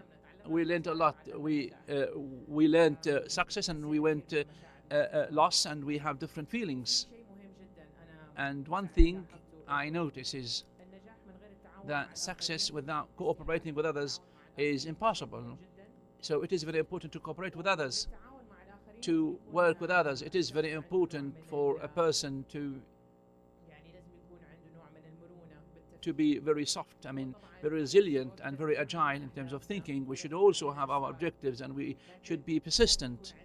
At the same time, we should have agility, resilience in thinking. We should have high levels of adaptability. We should be adaptive. We should be able to always believe that our objectives are true, because they can help to implement. Sometimes life can change the journey, so it is very important to be agile and resilient, adaptive, and dealing with others, cooperating with others, coordinating with others. And I also felt that success is impossible without cooperating with others. The reason I'm there in the project, in the championship, in the competition, in the race, the reason why I'm there anywhere is, or should be, identified. Two objectives should be identified. Why I've selected this objective. This is very important. Without knowing yourself or why you are there, so there may be a doubt about this, something that I didn't expect quickly. So I doubt may sneak into my thought. So we should have power. Why we are there? Cooperating with others. We should have always resilience, adaptability, and agility. Dania, thank you so much. Could you repeat it again? Sometimes they feel reluctant when we ask them to do a group assignment.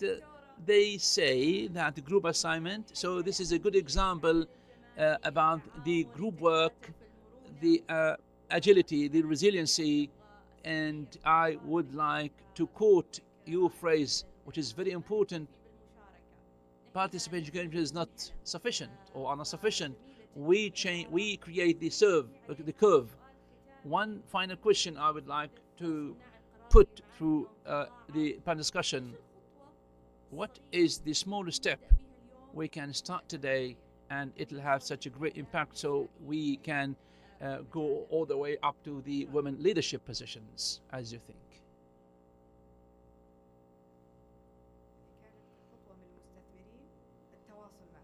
Well, if it's like a step from investors, it is very important to communicate with the schools, entities, academies, clubs.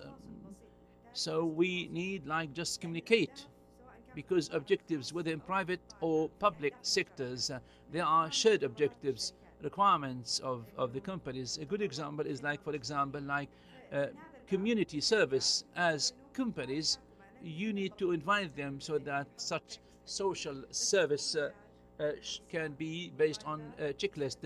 It is very important for female students to invest their time and improve the sport. So it's a little step, just like volunteering civil society service. One little thing is partnership or partnerships for success stories.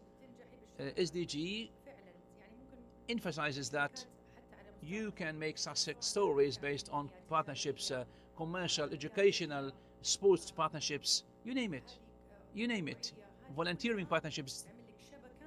They create a stronger, solid network to have quick access to achieve your goals and objectives. This was such a great factor for us.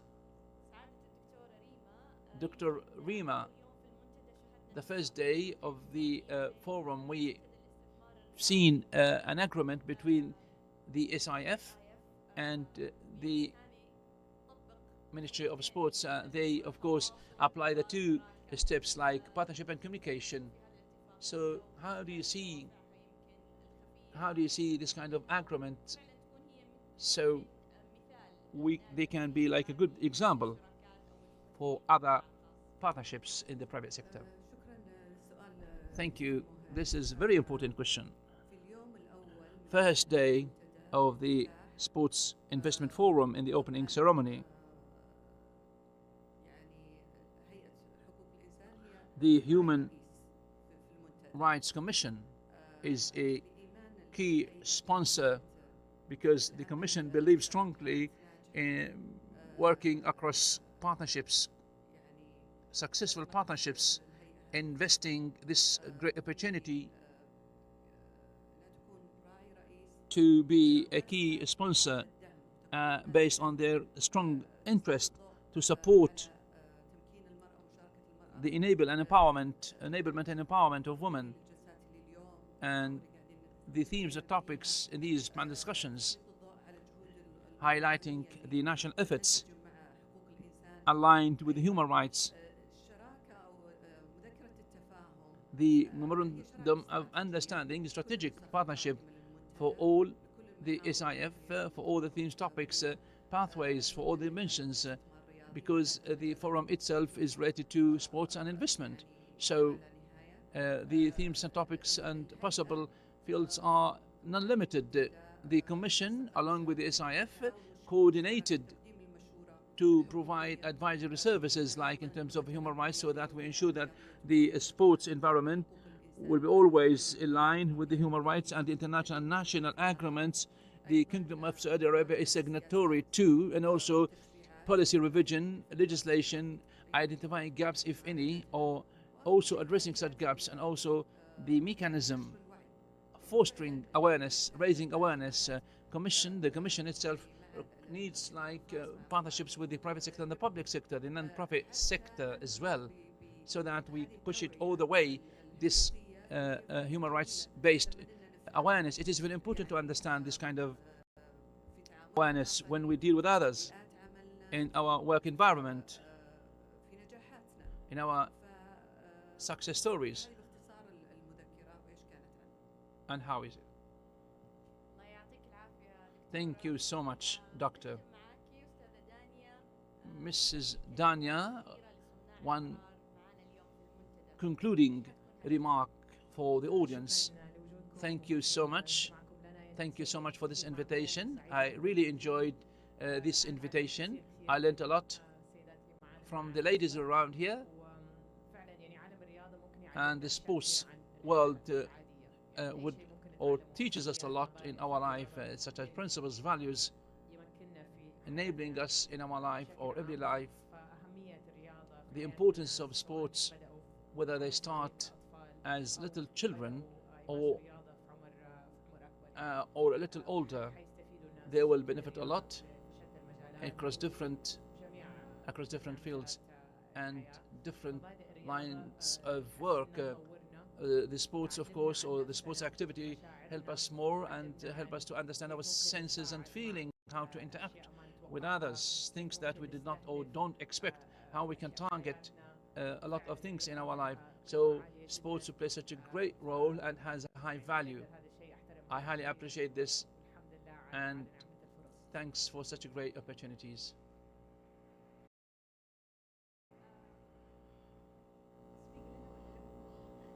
You are clapping for whom? Well, you really deserve. Thank you ever so much. Thank you so much. And I would like to summarize that today's objective of empowering women in the leadership positions is not just like to be there. It is more than this, of course. That is why we need to restructure the sports ecosystem, and this is a very important step and this ensures the future. And I'm quoting here Dr. Rima's statement, equal opportunities are made, human rights, accessibility, and also definitely economic returns stronger than for this sector. Thank you so much. Your attention is highly appreciated. Much appreciated for your great contribution, participation in the leadership or in the sports leadership. Thank you so much. Your attention is highly appreciated. Have a nice day ahead.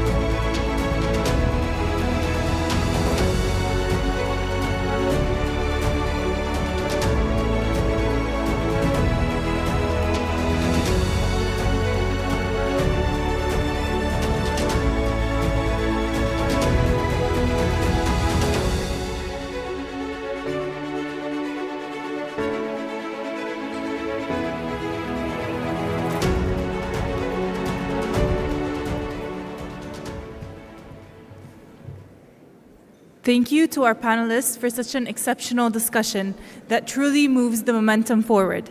Shifting from leadership, our next panel discussion focuses on education, a primary pillar in shaping the future of sport. Joining us today are Professor Fatma bint Abdel Ilah Al Muayyid, the Dean of the College of Sports Sciences and Physical Activity. Then we have Ms. Al-Batul Al-Baroum, the Executive Director of the Saudi Olympic Academy.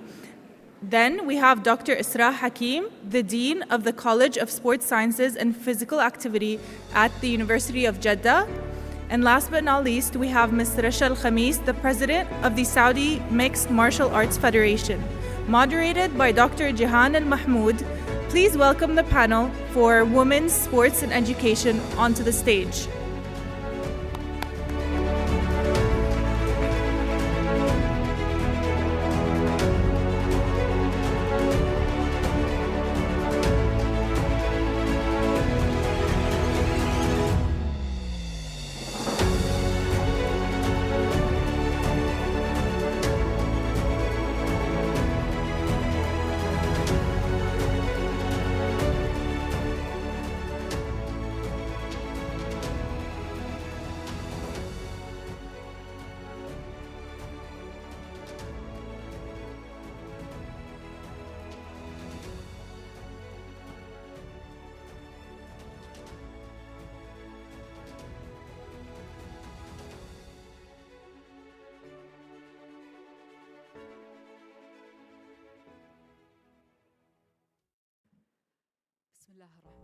In the name of God, the most gracious, the most beneficent, peace, blessing be upon you all. Welcome all to the panel discussion about education of women in sports. We have an elite speakers of academics, executives more related and more interested in the role of women in education. We have first Mrs. Dr. Fatima bint Abdullah Al-Muayyid, the founding Dean of the Physical Education and Sports Auditing and Quality Experts. Welcome, Doctor. Thank you so much, Doctor. We have also Mrs. Al-Batul bin Sami. She is the Executive Officer of the Olympic Academy. She's leading the efforts of the Olympic education. Mrs. Batul, welcome. Dr. Isra Al-Hakim, Dean of the Physical Education in Jeddah University. She is member of the Basketball Federation. We have Mrs. Rasha.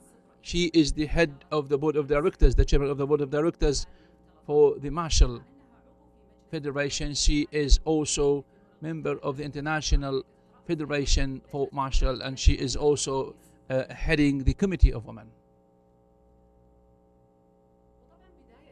First, we will start with you, Dr. Fatima Abdullah, and you are the Dean of Physical Education and Sports in the University of Princess Noura. I would like to express our appreciation and gratitude for to the University of Princess Noura bin Abdurrahman. She is or it is the key sponsors. Dr. Fatima, how is it possible for education institutions to be changing from an academic educational institution to a sustainable education? Could you cite some good examples, models, based on research programs and partnerships that you feel been successful to support this and also empowerment in this sector? Peace be upon you all. Thank you so much for this question, Doctor. First, one little remark. On empowering women, we've gone beyond empowering women, because women have been there now as key partners. So I believe that it is very important to think and to say that women empowerment is something of the past legacy. Back to your question, how is it possible for education institutions to transform? Well, we need to boldly identify the role of educational policy institutions. They are not like to graduate students. Well, this is one role of many, but we are creating or making minds that help to open opportunities, contributing to building the integrated ecosystem through research, innovation, and development and education as well. There are different pathways we work through to achieve this vision. The sports sector is growing, of course, and in the Kingdom of Saudi Arabia, while looking into the future and how we can contribute to the growth and development of the sports sector. One point, big thanks go to the Ministry of Education, Ministry of Sports, because it has looked into the alignment has developed, of course, represented by the leader preparation institutes, has identified the future objectives, including the competencies, the skills needed for the graduates. These documents have been made available, of course, before announcing the opportunities. So we've been able to build the new programs to achieve these requirements, and also plan future programs, and also restructure our programs in such a way to address our needs. So the first part, you ask about some examples. So the Ministry of Education, as the Ministry of Sports, and the Leaders Preparation Institute played such a great role. Partnerships are the second part. Practical partnerships of private sector and public sector play a very important role, because training students and their exposure to the market and the practitioners, and also so many partnerships with the different federations have come into play, and so many federations are so supportive and cooperative with us, providing on the site training and also practice such as referees, umpires, and inside and outside the campus universities, making it possible for the female students to be trained on site, supporting the outcomes as well. Thank you so much. Thank you, Dr. Fatima. Would like to see the reflection of this, of course, on the Olympic Academy. Mrs. Batul Al-Baroun, based on your experience in the Olympic Academy, what are the most important programs and initiatives that you provide to qualify women in the sports sector? And can you cite some good examples or share some examples when it comes to preparing women competences and skills to be more successful? First, peace be upon you all, peace, blessing and mercy be upon you all. I'd like to say that you are most welcome to the audience. I cannot see other than your faces and the light. First and foremost, drawing on Dr. Fatima's statement, first we have to look into the development across the sports sector. So it is very important to understand the big transformation that has come into place, of course, over a short period of time.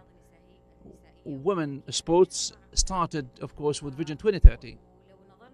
And if we look into this, we see more than 300,000 registered female players, more than 40 teams across different games, sport games. As Dr. Fatima said, and other speakers as well today, we will see women leaders in the next panel. We will see heads of federations, high positions in the Ministry of Education, in Ministry of Sports as well. As she said, that contribution or participation is not the challenge. It is, the challenge is how to enhance the level of performance, whether inside or outside the pitch, the playground, how we enhance and polish up the skills, providing them with the tools and equipment to enable them, of course, inside the playground or outside, like to find the technical team and staff to help, like such as coaches, referees, umpires, and others, and outside as well, like the people working across the sector. And this is the path, the academic pathway that we are focusing at the academy.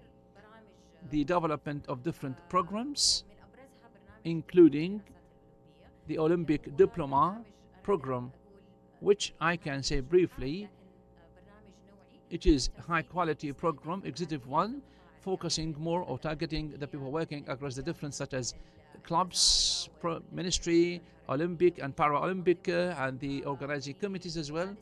And this year we launched the third edition, covering different pathways such as governance, strategy, all ending up at a graduation project. Speaking of the impact, because the graduation project is something that is research based and applied. This is based on the field where they work. They need to use a challenge or select a challenge, and they need to find a solution to the challenge. Speaking of the impact created or to be created, I can quote some examples in reality. But one thing to keep in mind, that the age, or we've been there operating not more than 3 to 4 years, and we need like 5 to 6 years to see the immediate impact.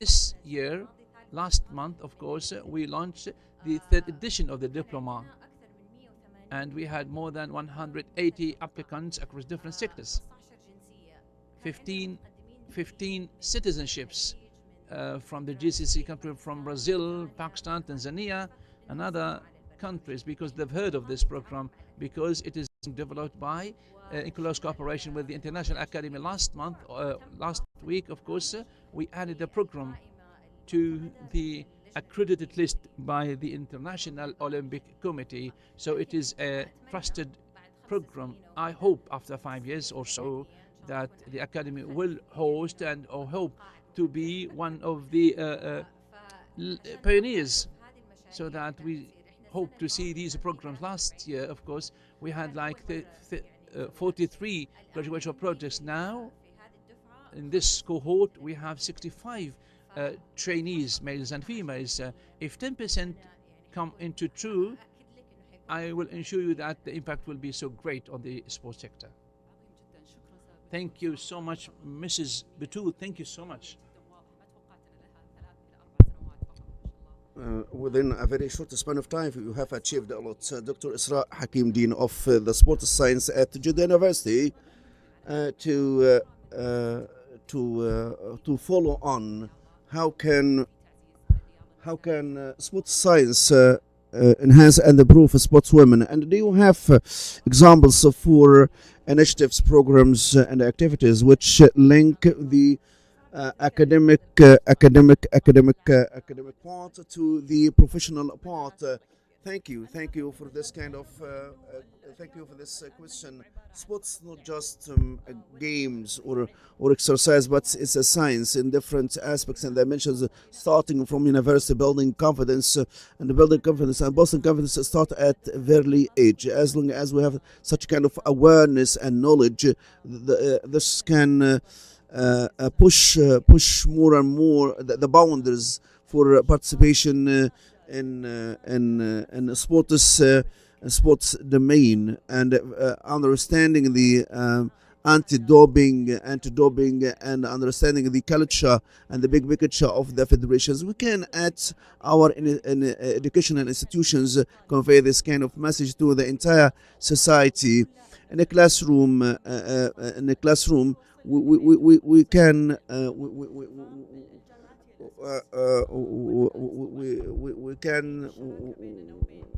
we can send such kind of we can promote such kind of concepts at a very early stage, and we have a number of participations and examples. We have the field applications and the training, so we can combine between the classrooms and the true applications on the ground.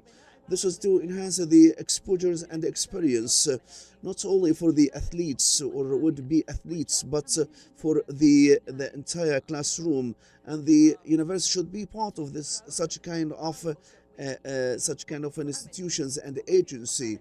So to the practical parts can enhance their performance in sports later on. Thank you. As you have highlighted, it's a very integrated ecosystem. It's not just confined and limited to the athletes. Rashid Al-Khamis, being an athlete and the chairman of a federation or president of a federation, how can you describe the reality of women in mixed martial arts or arts? It's my privilege and honor to be part of this panel discussions. For the we have seen paradigm shifts in different sports, especially the martial arts, fighting, boxing, and we take a step back before 2030. How was the situation? There was lack of infrastructure, which could create a conducive environment for practicing such kind of martial arts. But after the vision and the implementation of the vision, this is created this kind of right conditions to create a tangible outcomes. We have increased. We have seen the women's participation growing in this kind of martial arts, so being a part of the international federation, being a member of as a board member or the chairman of women's committee, I have seen a paradigm shifts in boxing and martial arts, mixed martial arts, and we have seen the increase of women participation as school girls between the grassroots increased to 60% between 2023 2025. So this is a good evidence that the participant is active. We start to move being just mere participation into achieving progress and raising the banner of the Saudi Arabia and in different arenas and fora. Right now we are in the process of the foundations. We are in the process of building a huge base of athletes, women athletes, and pools of fighters and boxers, female boxers who practice such a kind of arts to sustainability and construction. We are in the stage of building and construction to create clear pathways for the fighters, women fighters across different sports. Thank you, Rashid Khamis. Regarding the clear pathways, Professor Fatma Al-Mu'ayyid would like to know in relation to investment in education of women's sports as part of human capital. So where is the gap between the learning outcomes and the job market needs? And could you share realistic examples that how could you fill the gap, such gap? Thank you. The examples, we have the examples ready, and it has crossed my mind a lot of examples for the gap. As I mentioned before, having a clear pathways. I think this is narrowed the gaps between the learning outcomes and the needs of job market and the training and practical training and field training. The sports federation created granted licensing for trainees and create jobs for our students to work as a referee or a coach, so they will have a job. So the gap in terms in relation to the in terms of the in terms of the numbers is growing narrower, and for the what is required what's required for the future, the universities with the current situation to fill the gap. So there is I'm talking about not only sports science only, but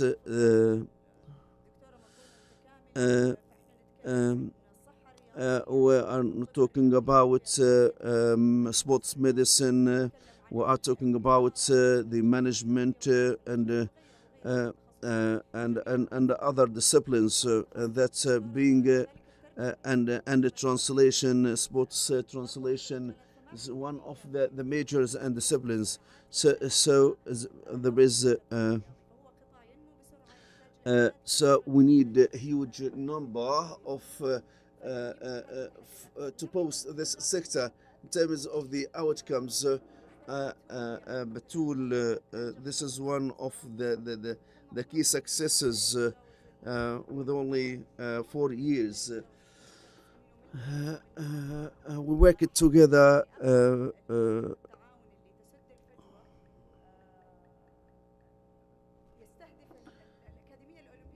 The Olympic Academy targets the Olympic Academies target to attract this kind of segments, and we work hand in hand. We developed a curriculum for the Olympic studies approved, and right now it's to ensure to have fully aligned outcomes. We are so flexible to study the needs to be parts of our outcomes.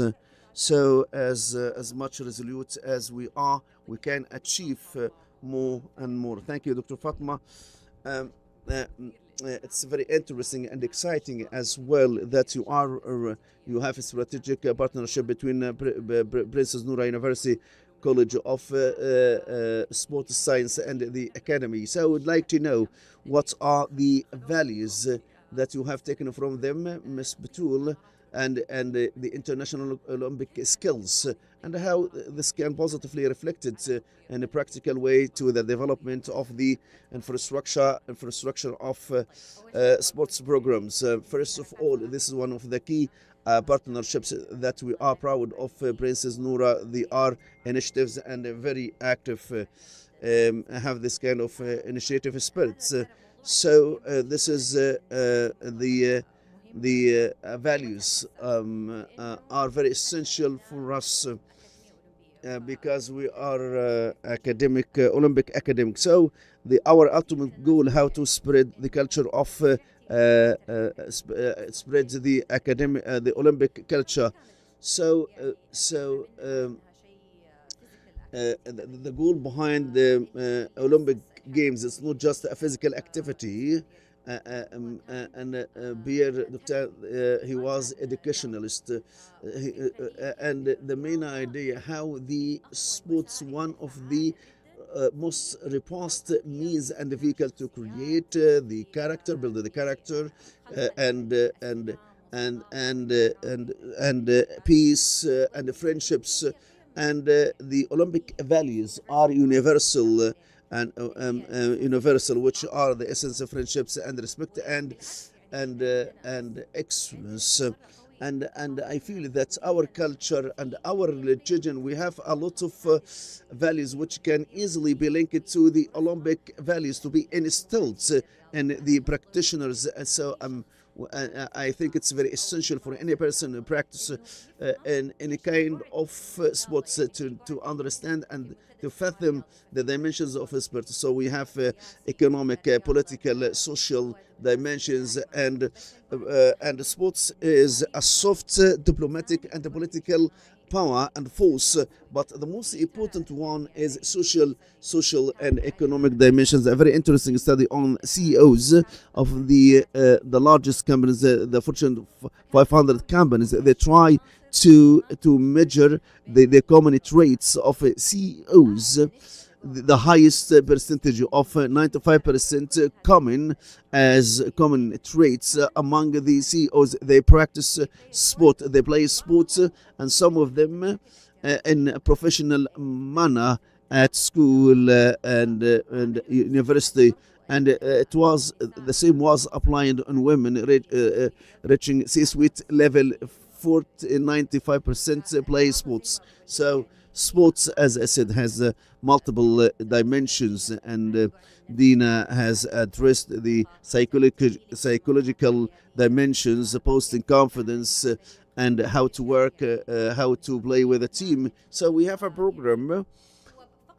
It's all to facilitate and to make it easy to communicate such a kind of information, which is created by the Olympic Committee, how to instill the Olympic values. And we work in synergy with the different educational institutions to post and to enhance such kind of values. So if you need to apply the values in the clubs, coaches, can you give us some more details?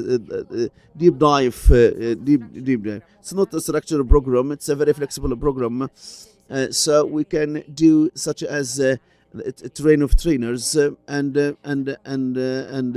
this can be applied or do courses, train courses. So we can tailor a program for you.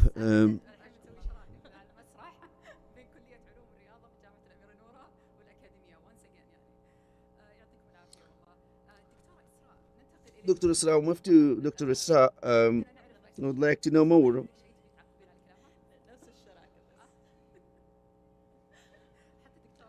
Dr. Isra, Jeddah University would like to foster a partnership with you as a board member of the Saudi Federation, Basket Federation. So, what is the mechanism of cooperation with the university to qualify women leadership or women athletes?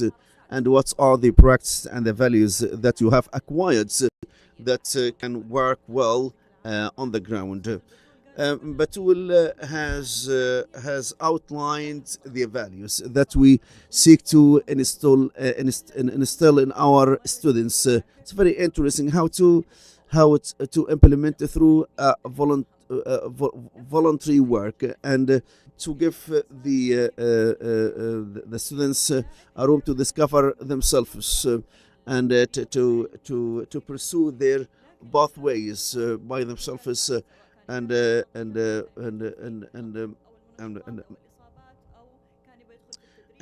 including different aspects of sport, such as sports medicine and rehabilitations. Such kind of pathways require values to.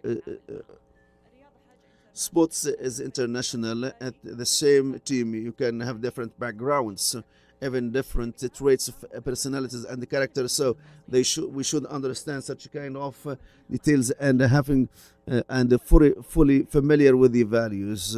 So the first step is a voluntary work, which can be applied with the clubs and federations. So for the we have this kind of cooperation between the university and the national the national basketball federations at Asian Club, and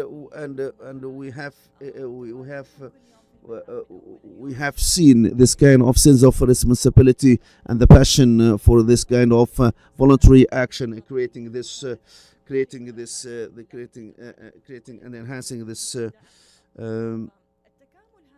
such a kind of integration. It's very important, and this is can be of a great benefits for the students. Thank you, Dr. Isra. Rashid Khamis.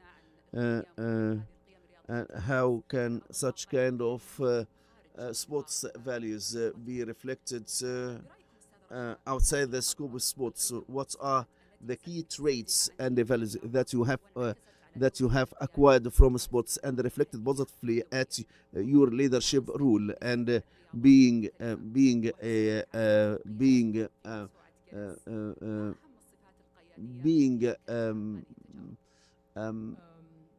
practitioners of 5 sports, or 7 sports. I started with the basketball, football, one of football as well, and I was a footballer, and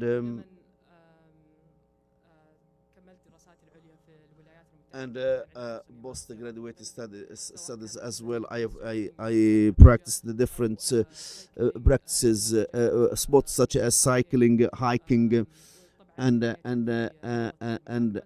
boxing as well, and fitness boxing for a few months, then pursue with the other championships. So I have extensive experience with different sports such as team sports. That I have learned team spirit and teamwork. But if we have a deeper insight for the individual sports, I have learned resilience, how to face challenges and recover back, or some people face some challenges, but they are paralyzed, paralyzed,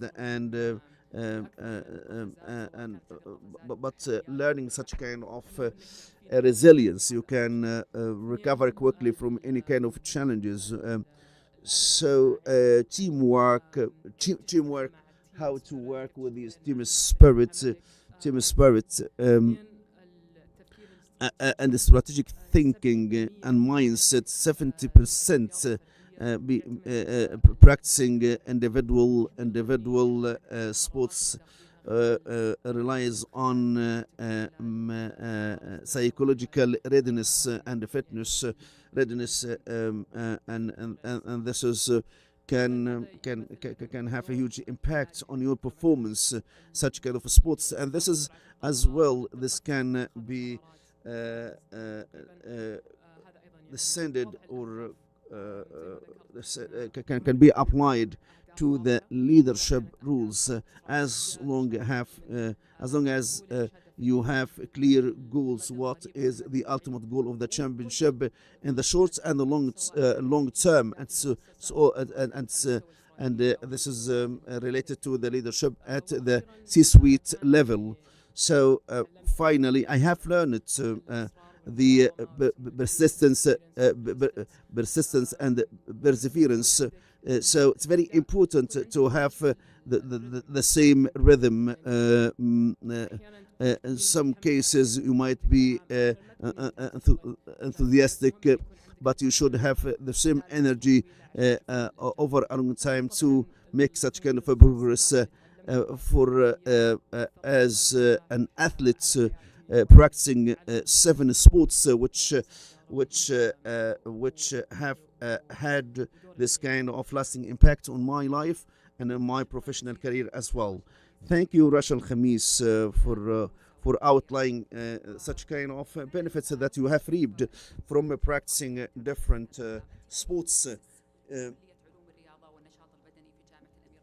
In Princess Noura University, this, of course, could you talk more how this can be reflected with the students? Of course, thank you so much. While Russia was talking, she talked about perseverance and not to give up.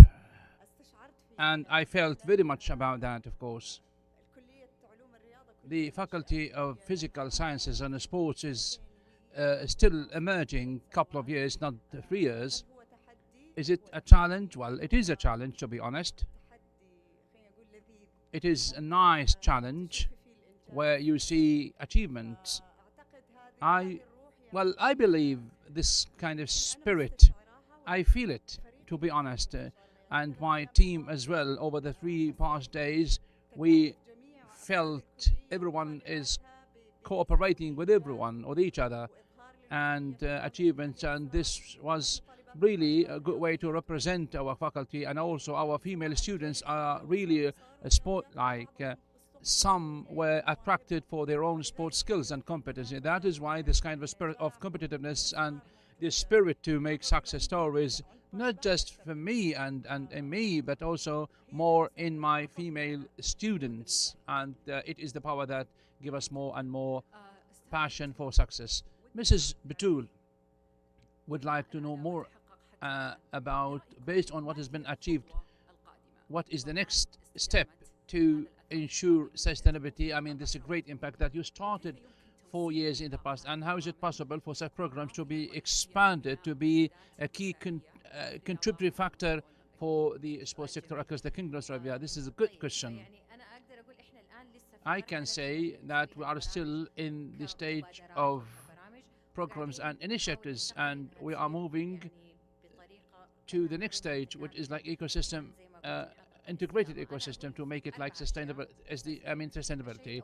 4 things. First, partnerships, very much like with the Princess Noura University, and also the school sports federation, also Jeddah University as well, because partnerships can help to develop programs and make them more sustainable. Something with Princess University, something with Jeddah University, others with the School Sports Federation. We cannot, as academics, do this ourselves. I mean, like, based on the efforts, the budgets, you cannot make it yourself. You need two to tango. And we, of course, also made a partnership with the Saudi Olympic and Paralympic Committee, explore your extraordinary potential across different 13 regions across the Kingdom of Saudi Arabia, of course, activating the Olympic values, and also the partnership with the private sector as well. And also the second point, how is it possible to integrate content in schools, universities, federations, as we did with the Princess Noura University? We have our content fully integrated in an elective course, or module, and this can be applied with the schools, of course. We talk to the Leader Preparation Institute for the license of trainers. The third one, which is very important as well for us, which is privatization and localization, how we can customize the content so that the content, the local content, can be added to these issues, these points, because most of which are new to us. So we are using someone else's, let's say, international speakers, lecturers. So I need to export such information abroad, not always importing them from abroad. So we need to add our own personal touch. One more thing is the the financial sustainability, how we can ensure that such program initiatives are sustained financially to achieve a value to invest, of course, because you understand the return and the value. So financial sustainability is very important. We have different cycles, and like budgets, for example, are cut off. So how is it for me to ensure financial sustainability? Thank you so much, Mrs. Batul, for pathways and key points, to be honest. Thank you so much. Dr. Isra, moving ahead to you. If we look into these efforts, what is the change initiatives that you see important to create a quantum leap in terms of the women leadership positions in the sports sector. While we're there, the reason why we're here is change. One day, we did not believe that such faculties will be there. Now, the role of women is decision maker partners like Olympics, global, regional, and assuming different sports leadership positions, and how to make it more sustainable. His Royal Highness Crown Prince provided full support for the sports sector. It is very important for us to integrate as universities. It is very important to see what is it that you need as federations, as academies. What is it that you need so that when they come to you, they will be fully equipped, fully knowledgeable. If every one of us works, or everyone works in silos, we will not, of course, come to one point.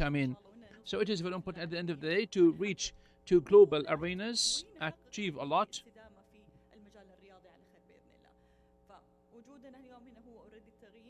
So in Jeddah University, we need to hear from other sectors what is it they need so that we can develop our students.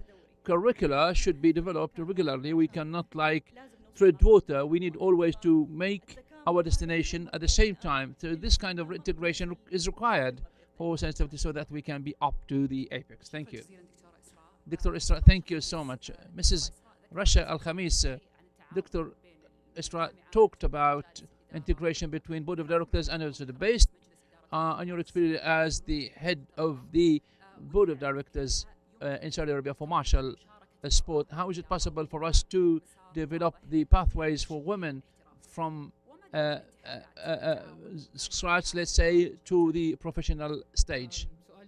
This is a very important question. Speaking of the pathway, let's look into the best of practices. The sports avenue or athlete pathway, it can be divided into three. One, which is like base building, which is based on integrating it into education and building skills or competencies from early childhood. The second one is amateur pathway, where we have like school competition, championships, and university championships and competition as well. And it depends on building skills and competencies for development purposes. Third one, which is the elite pathway, which depends on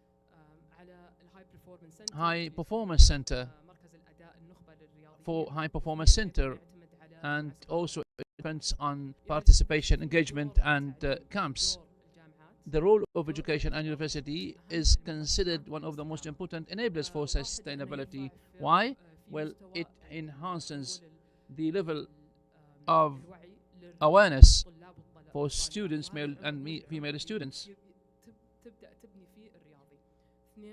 Two,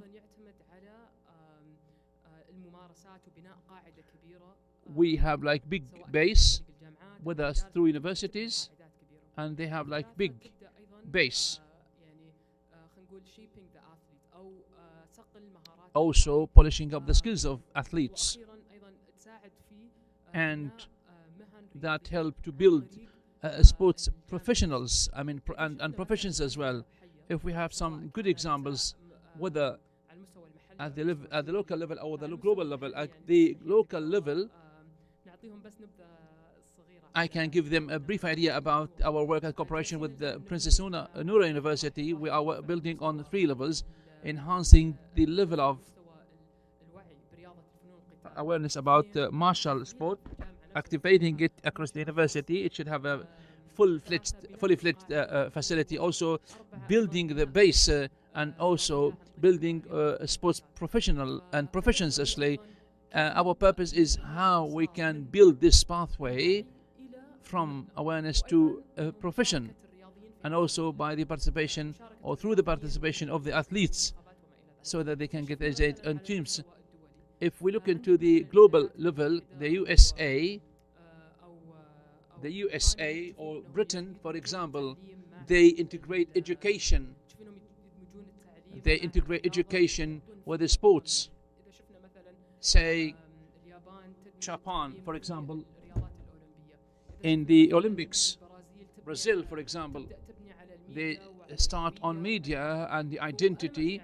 So I can see the learned lessons are applied across these pathways in the Kingdom of Saudi Arabia in reality, in a high rhythm.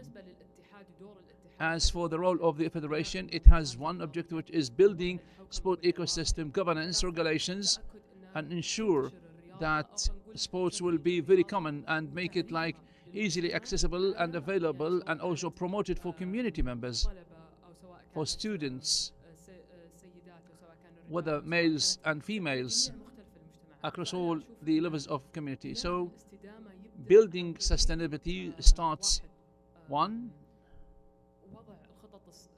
building plans that help to link effect, ensuring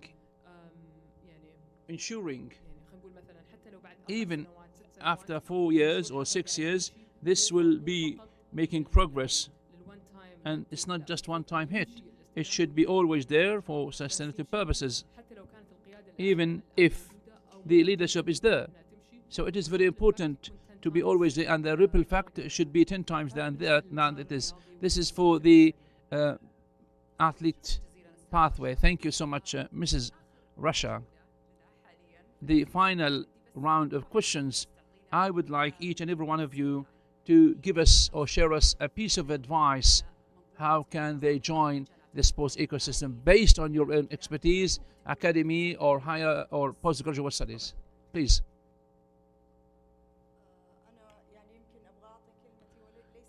I will share my word for the education institutions. Building the ecosystem correctly should start from us, because we are, at the end of the day, we are the entity that has enablers and empowering factors. So using the research study and scientific research study, and also building methodology for research study, makes us not just an entity to provide and to address, but also to look into the future and building it hand by hand. Thank you, Dr. Fatima.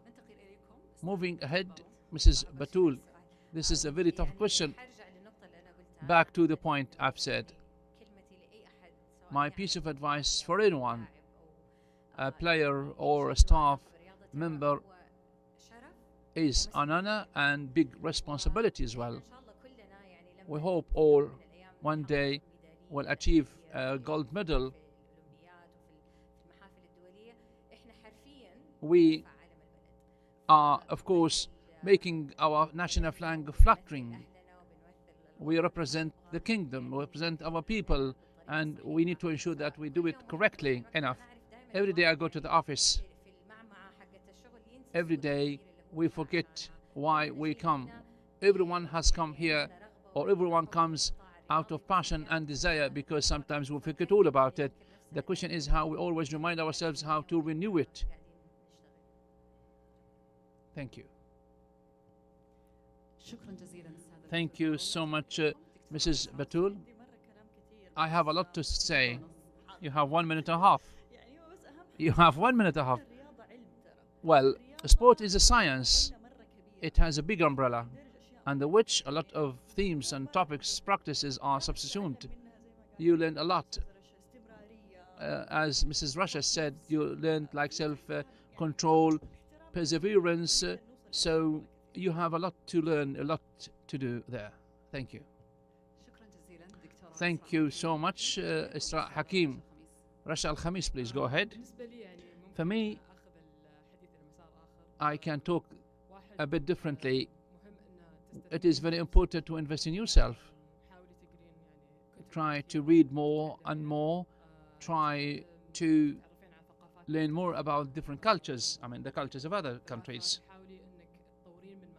You need to develop your skills and competences. Once you start investing yourself, then you can invest in your community. Once you start exercising sports and games, play games, and enhancing your health, then you can do so for your community. But change always starts from within, from yourself. So you give to yourself before you give to community. That's my final word or piece of advice. Highly valued pieces of advice. Thank you so much.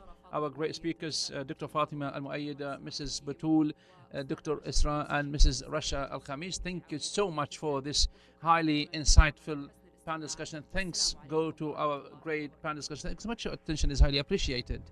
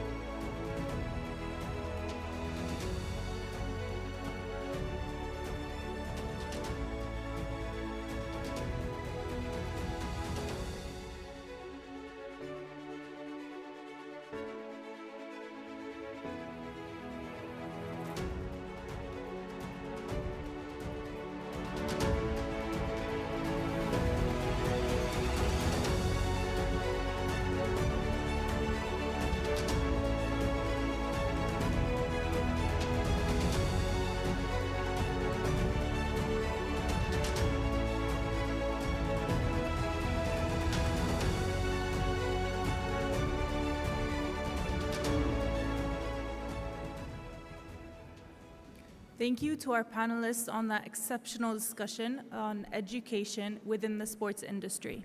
And now we move on to the realm of sports event management, because behind every successful sporting moment is world-class event management. Our speakers for the next panel are experts in designing, managing, and delivering sporting events and competitions. Moderated by Dr. Hatoun Al-Ghadi, our next session is titled Sports Event Management, From Organization to Creating Experience and Value. We have our wonderful panelists today, Dr. Hamd Al-Ghamdi, the Dean of the College of Languages and Translation at Princess Noura University. Then we have Dr. Layla Al-Mutairi, the Vice Dean of Student Life, Deanship of Student Affairs at Princess Noura University. And last but not least, we have Abdullah Jarrah Al-Utayb, the CEO of Nujum Al-Salam Company and the owner of Al-Zulfi Club. Please join me in welcoming our panelists onto the stage.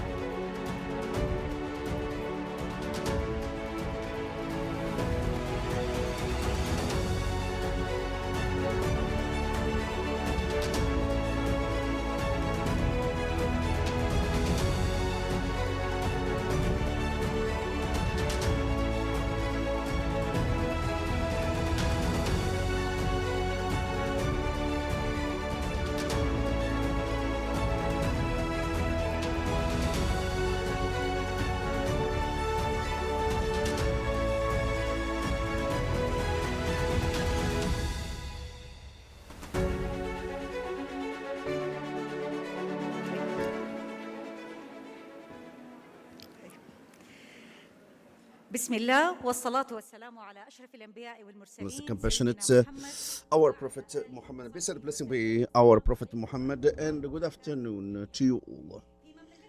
In our in our beloved country with the strategic vision spearheaded by Crown Prince Mohammed bin Salman when he His Royal Highness launched Vision 2030 with the driven by development of human capital. And we have since then we have seen remarkable and flagship championships such as Dakar Rally and sports familiar, traditional, and non-traditional, which has become part of this kind of landscape and which changed our relation to sports. The question is, it's not just the game or the match, but fully integrated experience. And notably, events are not just occasional events, but part of our culture and a source of job creation for our young people in organization and content creation and marketing. When we talk about sports event management, we are not talking about organization, but it exceeded to experience made and impact losses. So we're gonna talk about sports event from organization to experience and impact. And I would like to introduce the panelists, Dr. Hamda Al Ghamdi, Dean of College of Languages at Princess Noura, Dr. Layla Al Mtairi, Deputy Students Life at Princess Noura University, and Mr. Abdul Mahsen Traigi, Director of Partnerships and Development at Nujum Salam Company. You are highly welcomed. I'm really honored and privileged to be the moderator of this panel discussion, and I will start with the event management and making. Is it just event or integrated experience built and measured based on your practical experience and designing students' experience and in your engagement in organizing women's partnership, women's competition, and hosting different sports events organized by the Saudi federations. How can we design experience to engage the participants, not just presence? So how can we design for such kind of integrated experience? Thank you for having me. Talking about sports events, not just organization, but has a relation to designing experience and value creation and impact making. Based on our experience in students' sports experience through the organization, a number of flagship and major women's events, we have found out that the engagement not just relies on sound planning, but it has a direct link to design integrated experiences, starting from the human before the event. So, as a matter of fact, based on our experience, we view building and designing the students' experience is a journey, exciting journey, which has a number of milestones, starting pre-event and during the event and post-event. Pre-event, we focus on expectations, meeting the expectation, and engaging students in the planning and execution, and post event, focusing on impact measurement, just to generate the takeaways to design such kind of event. During the event, we focus on creating interactive environment, through giving students realistic tasks in terms of media organization and different committees, realistic tasks and issues which can build and develop skills and self confidence. So designing and we have both events through documentation, impact measurement, just to have the feedback to develop the future and events to come in the future. So the bottom line,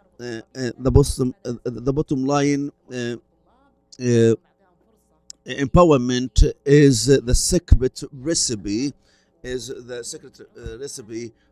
for effective events. I have a number of questions, but I would like to welcome Mr. Abdul Mahsen Al-Tariqi, Director of Partnerships and Development of Peace Stars Foundation.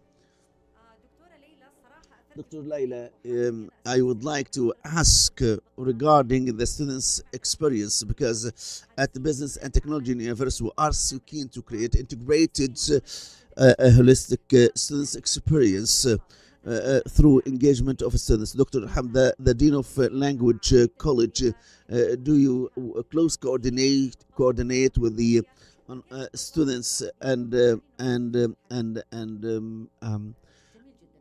educational institutions?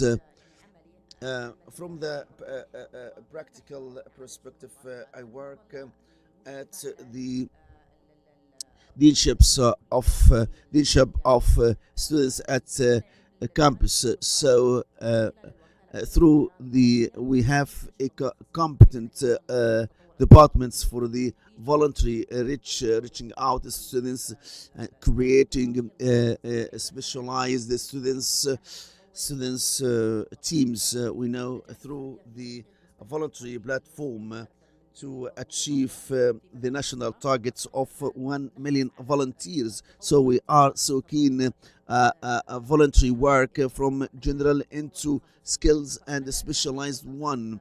So we create and build specialized and dedicated teams for a voluntary team in health and media, and we have exciting experience in Red Marathon at the voluntary department. It's a purely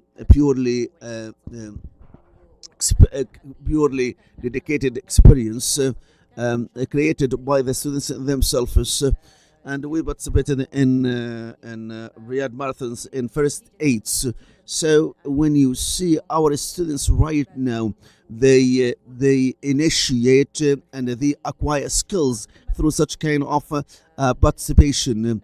As I mentioned, we are so keen that we secure equal opportunities for both genders and from different disciplines and majors. So it's very interesting, this kind of integration. And Dr. Hamda, your students at the College of Languages participate with Dr. Laila. I would like to assure you that we have integrated and holistic ecosystem, and we are benchmark. You have a good reputation in this regard, and this is leading me to ask Dr. Hamda. The language is a means of communication in international events. How can language and communication can shape the experience of the event? First of all, I would like to thank you all. I would like to thank the Saudi Investment Forum for hosting and organizing this excellent event.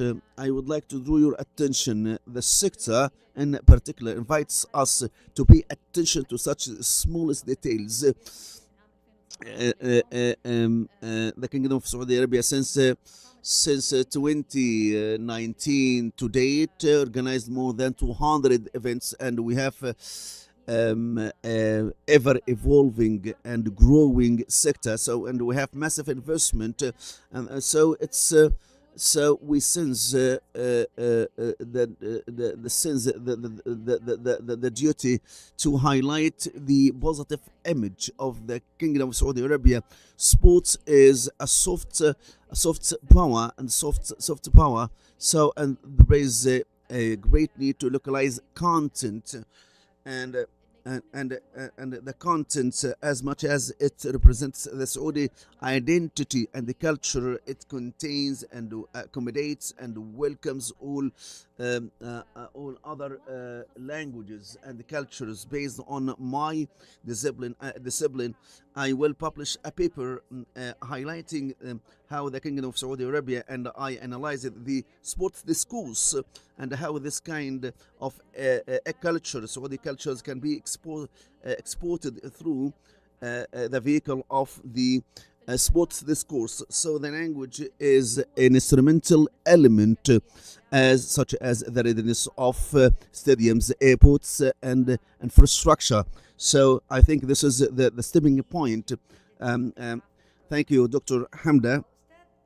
Mr. Abdul Mohsen, thank you for joining this panel discussion from investment perspective, being the head of partnerships. How can you view sports events, just entertainment or investment, to be evolved on the long run? First of all, I would like to thank you for this forum and for having me in this panel discussion.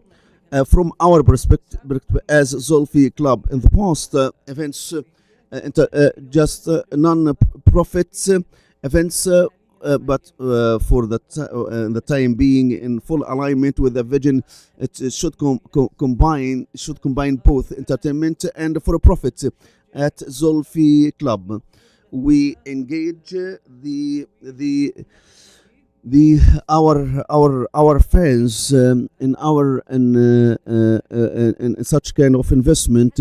So our goal is investment, as long as fans has become a part of the investment ecosystem. So they will pay while being happy. So we create the right conditions for such kind of happiness. And at the same time, we generate profits.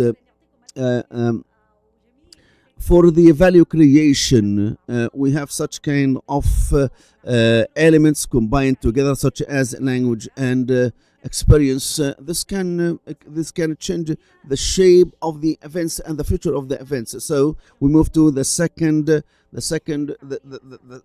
topic, which is the fan-centric events. How can we create an added value?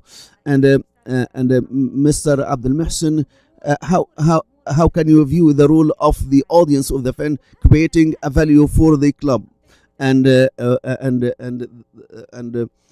such can the results is the end game, or the end results. The results is one currency.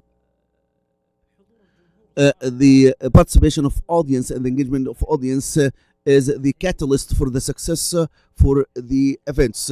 The question, how we view the role of audience or the fans and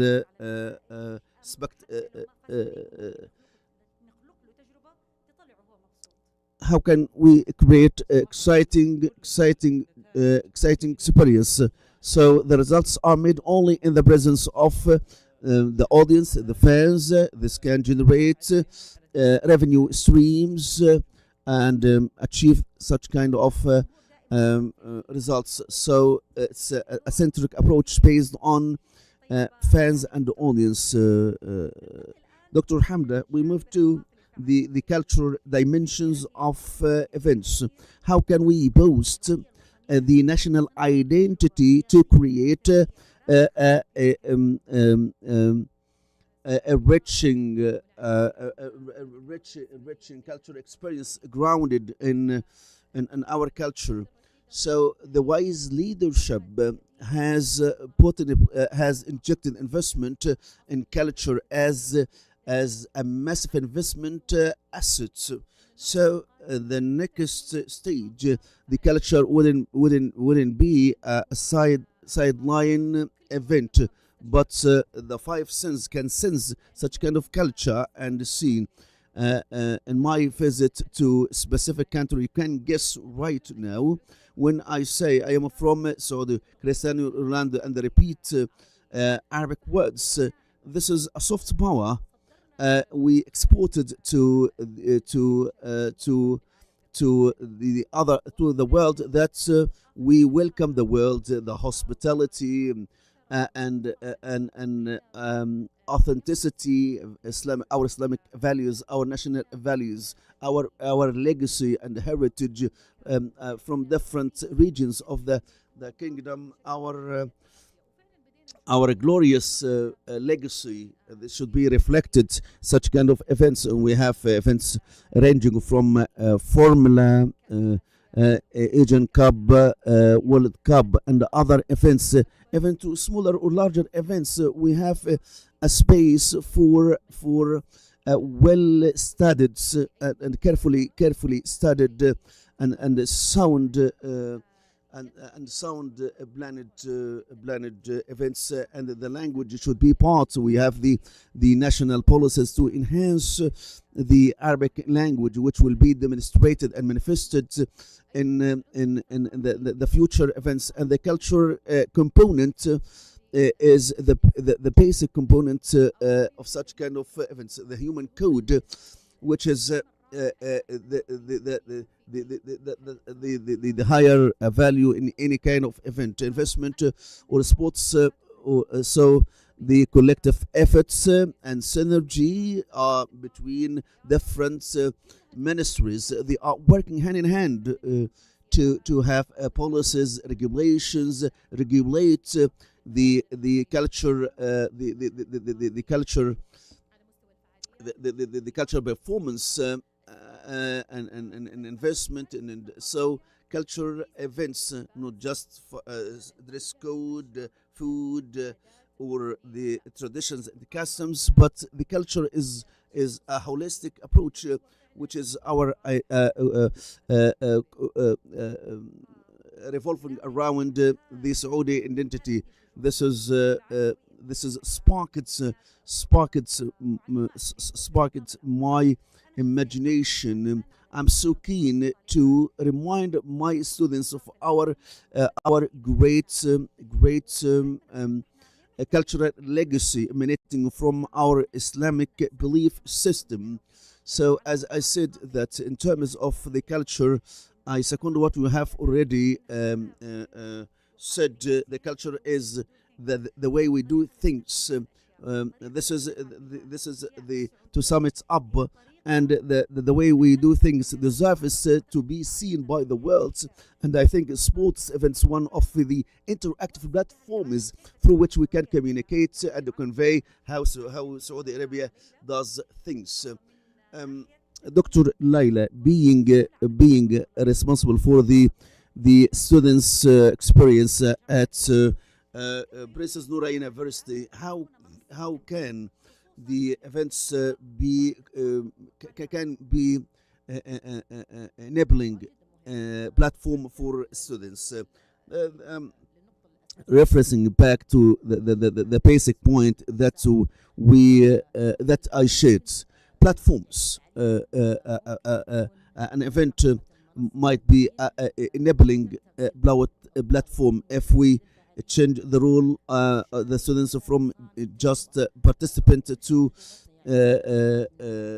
be an active partner in creating experience, especially the events, sports events. We have found that empowerment and enablement goes through a number of stages, through engagement in planning, not only execution. From this is the cornerstone. Planning and execution and empowerment can happen through the opportunities. How opportunities that such the event should be a platform for exploring and for scouting talents. This is for hunting talents that participate in this kind of event, sports talent or leading talent. Empowerment can happen through impact that students, when sense that their participation in some specific event has this kind of momentum and the success of this event, this is positively reflected and it can be self motivation to develop themselves and seek for better. I would like to recall a very inspiring experience, a national one, such as Entertainment Authority. They have experience in analyzing entertainment events and to transforming such kind of events into enabling a platform for seasonal jobs for young people. So the students through participation or voluntary work in different areas in a very professional environments with the exposures, with the expertise and experts in this domain. This had a positive reflect to refine and hone skills needed for the job market. If we take it from this perspective, the bottom line is the event will be an opportunity for empowerment by giving the confidence and the real opportunity. It's not just temporary experience to platform with the lasting impact. And this takes us to the basics. Sports events are not just entertainment, but part of the vision. Such kind of sports will be year round. That they will. It's a source of income and a livelihood from season to season. So, I'd like to thank you, Dr. Laila. Now I ask you questions, and I need a short answers.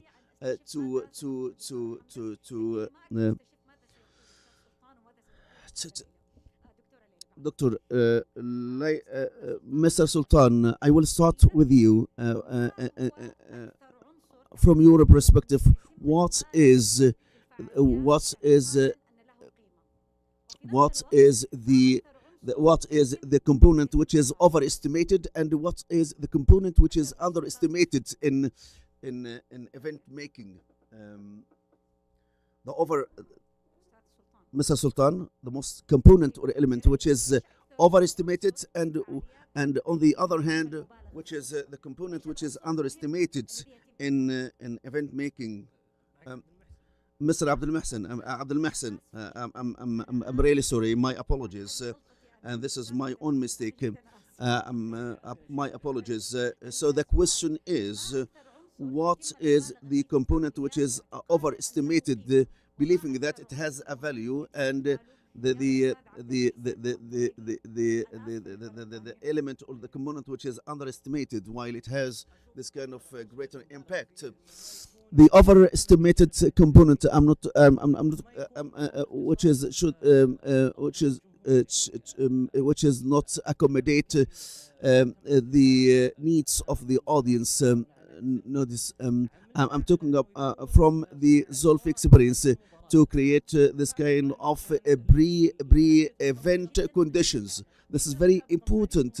The time of the game is only 90 minutes, but we designed to create all day long event, and we have event zone made of coffee shops and dining areas to create this kind of holistic experience for our audience. And we are working on a boulevard and to have a full day event, pre-event. This is a very important point to make the event a holistic and integrated experience for the family members, and I think this is fully overlooked, and I think through such kind of the family individuals or family members can be fully engaged and immersed. As a matter of fact, I couldn't agree more with Mr. Abdul Mahsen. The most overestimated component through which is the scale, the and dazzling. We think that this is the most important one, while the underestimated one, which is the depth of experience. It should be a holistic and integrated experience by engaging the local community. And young people should be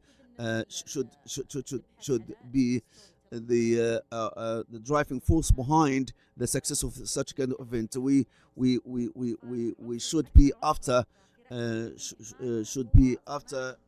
integrated experience. And Dr. Hamda,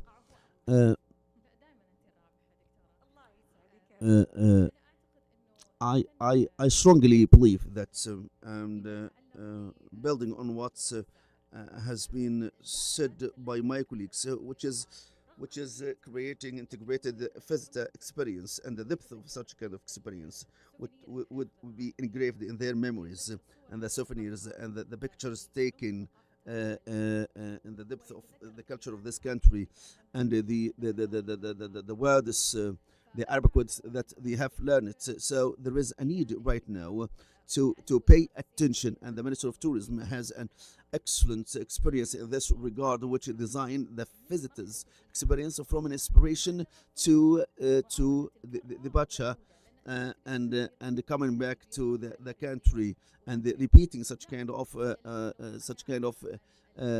visits. This is to inspire to come back on a regular basis up to 2034 in World Cup. The visitor experience requires from the sports event management not to overlook the linguistics holistic or comprehensive experience.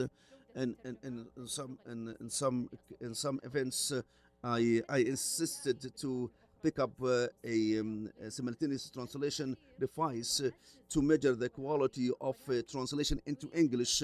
We need to post the Arabic language, but at the end of the day, we need to engage and make sure that the visitor is part of this story.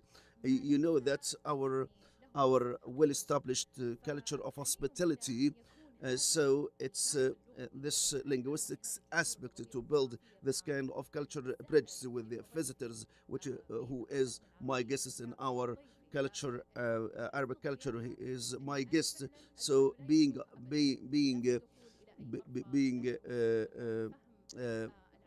part of hospitality, to provide such kind of orientations and make it easy for them to navigate this kind of this event, and this was and make it an inspiring experience, and to make them culturally immersed in our experience, how to welcome them and to show our hospitality aspect. You have triggered a very soft point, or spots, which I felt that you would highlight the identity, but you have gone deep. Our king, the custodian of the two holy mosques. This is authentic parts of our identity, that we welcome the pilgrims, and with the different cultures and the background. So parts of Mecca al-Mukarramah culture, we learn it. We learn its words from different languages, and this can enhance and improve our culture and deep-rooted culture.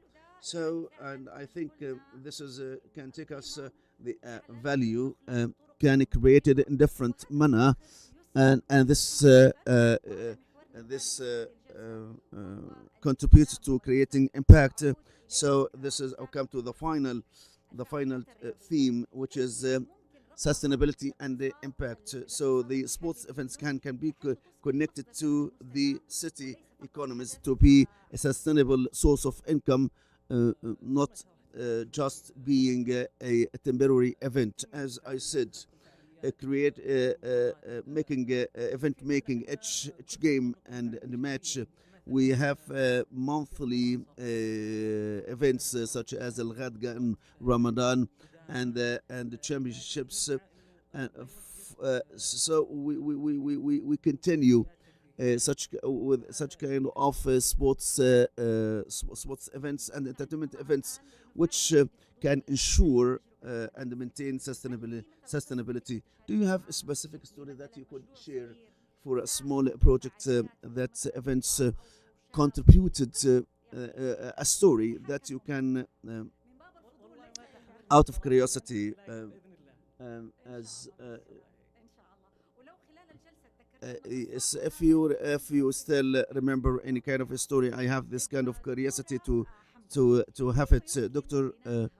How can we build and sustainable narrative, not just a temporary campaign, and this with the event? This is a very valid question because I'm specialized in this course analysis and the build and the build on this design course analysis. So I'm gonna focus that if I run a sports event, I will build a narrative. Then everything will evolve, will revolve around food, welcome, reception, um, uh, um, because the cultural narrative of Kingdom of Saudi Arabia is very rich. And in one conference and event I attended last year to Rise, we have seen multiple culture elements that were amazing for the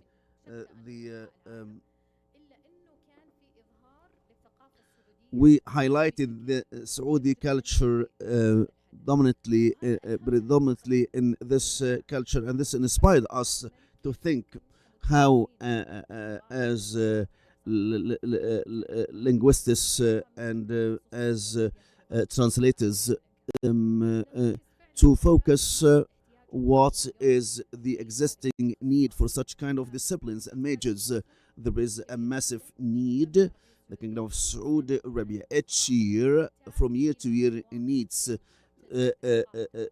Saudi citizens proud of their culture and identity and Arabic language, and the and deeply rooted in the history and culture and to design this kind of experience. I'm talking about who is going to control the narrative. So if I think nobody else is able to control this kind of narrative, but the Saudi citizen, males and females, we have the competences in hackathon. The youngest participant in hackathon ignited this kind of ambition to be proactive and to be a leading force. So the cultural narrative is our collective responsibility, and the linguistics and the translator at the first place, because they are able to interpret, the other party can interpret this message, and if this kind of a message by this way can convey the meaning, designing content from two directions. To design a content reflects my culture, and to be communicated effectively to the other to the other. So who owns the narrative? one of I keep saying and remembering my students that they should be proud that the Kingdom of Saudi Arabia And no one can ever have or bring along a different narrative, because empowerment goes across different sectors. So students should always start themselves that they should always be proud of their being like deeply rooted. I mean, before the master of English, I mean the English language. Thank you so much. Your efforts are highly appreciated. Dr. Laila, based on your own experience and expertise with our first product, Dr. Abdul Mahsin is still around, and we as academics, our focus is always based on students. The question is, how can we measure the impact or the social impact on community students, particularly when it comes to the student audience? Well, measuring the social impact for events on young or on the youth is not confined to traditional methods like figures and numbers on how many events such and such has attended, and it is extended, to be honest, furthermore, and directly linked to the change coming into play about, I mean, the individual behavior, or the community as a large. So the impact can be measured individually, males and females, and it has different questions. For example, what added values brought, of course, to individuals? Did anything change in terms of their perspectives, like to the sports culture, and also being like volunteers to such sports? This is like individual level. Speaking of the social impact or the social level, for example, the sense of belonging to this community or that community based on the attendance of such events, behaviors like any change to their behaviors, for example, when it comes like walking, and as a practice has been very much common after the marathon has been organized across Riyadh, and also the sport avenue, developing the pathways leading to the main destinations or the main sports avenue. The one more impact that I think very important, how such culture has helped to change the behavior of students attending such events. Back again, measuring impact can be done through a key factor, which is the success stories for the youth, those who've attended such events, and how they have been positively reflected on the behaviors, perspectives for such events, on their actions, disciplines. So again and again I say, this is based all on the success stories for the youth, which can be a good driver to measure the impact, whether successful or unsuccessful. Truly said, thank you so much, Dr. Laila. I have a little comment on the impact. Would like to express our appreciation and gratitude to Dr. Abdul Mahsin. He has a must-attend meeting and should leave the stage. I have yet a story to share. Thank you so much. A story to share. Ever since we were acquiring the club, someone having a lot of passion from Azulfi, he has a passion for aviation. So he had a desire to establish aviation club. We announced this like recently. Anyone can join and can be trained and can, so you can make a visit. We have our own detail over there at the booth, at the pavilion there. So of course I am very curious to see the aviation club while being there from Azulfi. Thank you so much. You shared the story before you leave the stage. Wish you all the best then.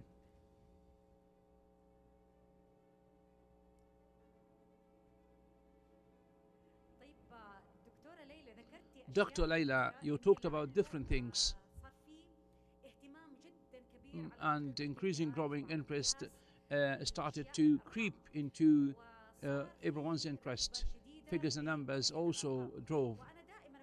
And I always say there are issues such as education and culture make it difficult for things like to measure.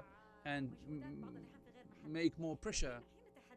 So when you talk about the change of behavior, I believe that normal citizen, if asked, for example, how common sport is, people walk across the streets or roads. My children would like to get engaged in the marathon. I think these are the issues that we can never ignore. And now I would like to ask you, Dr. Hamda, if you are asked or to organize a sport event, what is it that you would like to do from scratch? This is okay if you don't want to name the event. That would be okay if you name it or you don't. Well, diplomacy dictates that I don't have to say it. Well, given my interest in the language and culture and the relevant or the irrelevant or indirect components to individuals, well, the light coming from there is not good. I can feel it, and anyone is telling, I can tell this, the same feeling. But anyone didn't have, for example, didn't have the interpreting device. It is his own or her own experience. If anything to be redesigned from scratch is or would be to showcase the Saudi aspect or dimension. Well, it is, yes, multinational, multidimensional event. Would like to welcome all the world here to the Kingdom of Saudi Arabia. But again, if I put the cap or the hat, on the hat of a tourist, I would like to see the real Saudis, the family Saudis, the Saudi girls, the children, the Saudi children, how they eat, how they do such and such, how they greet each other. And this is something we can see in games and matches. I went with one of my colleagues to a game and a match, and she did, of course, and I promised her I couldn't. She said, I did enjoy really the Saudi culture.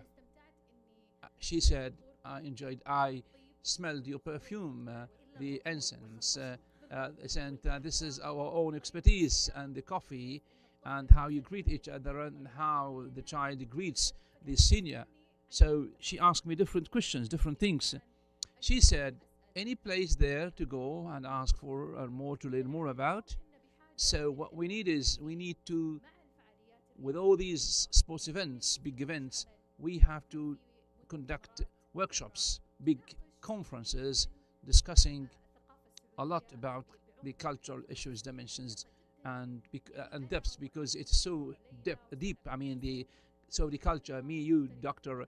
Laila Arwa, and everyone, Dr. Abdul Mahsin, everyone has their own behaviors, cultures, traditions, values, and a lot of culture, legacy, depth, and dimension. So you want to take Saudi Arabia and you present it this way, so everyone would like to present or showcase.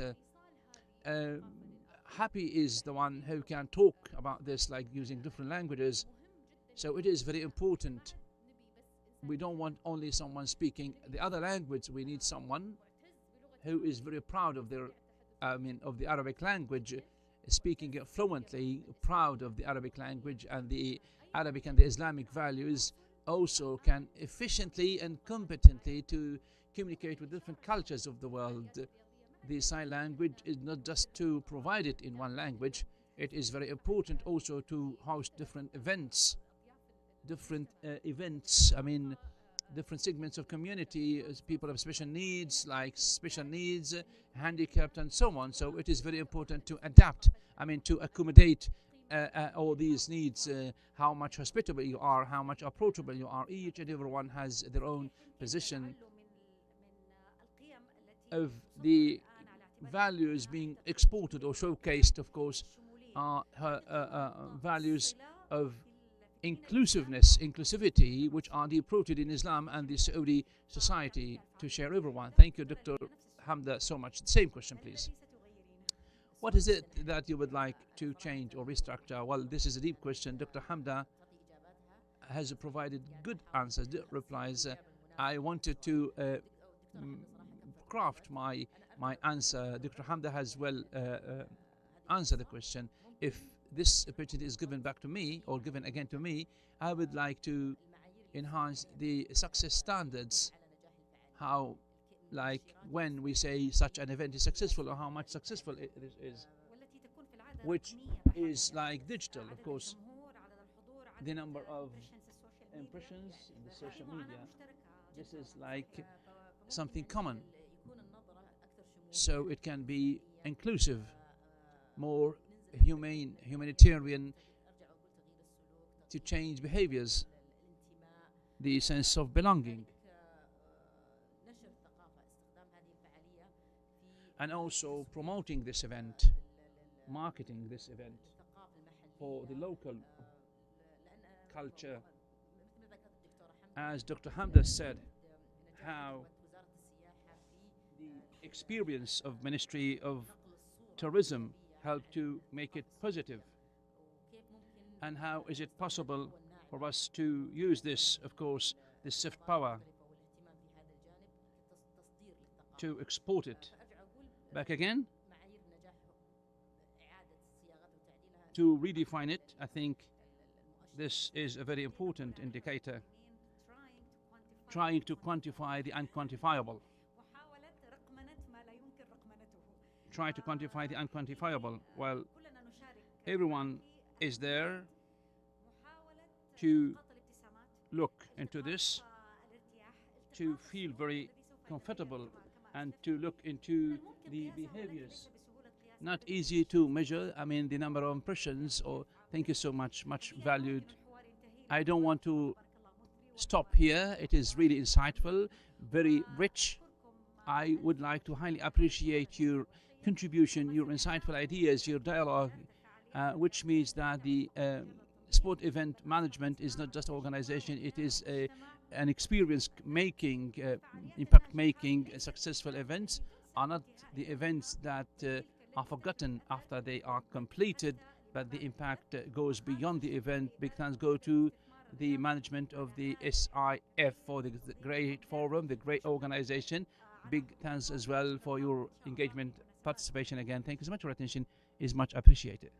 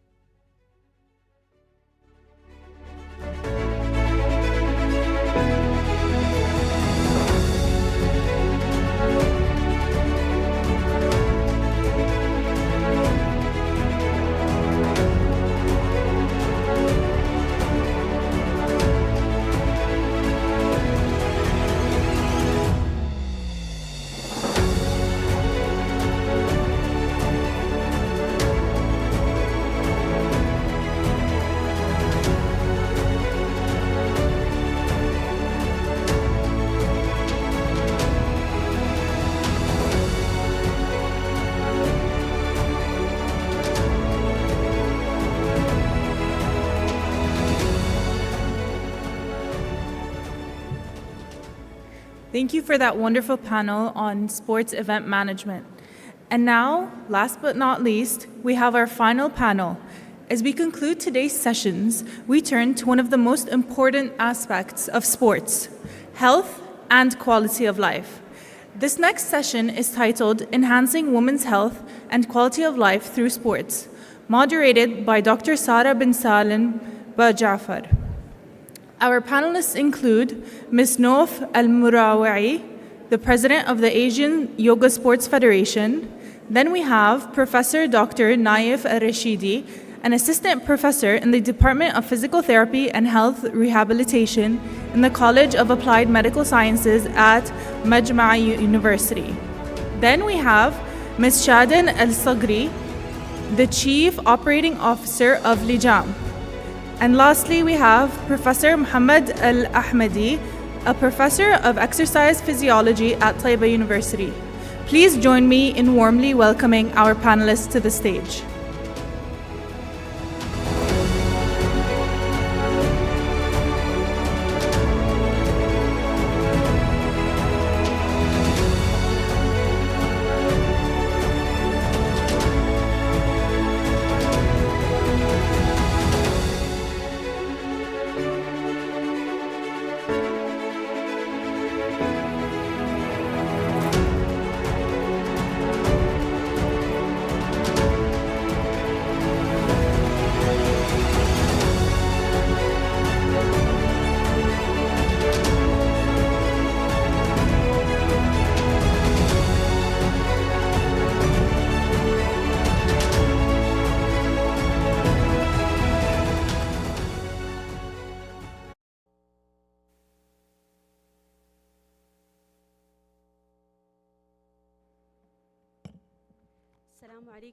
Peace be upon you all.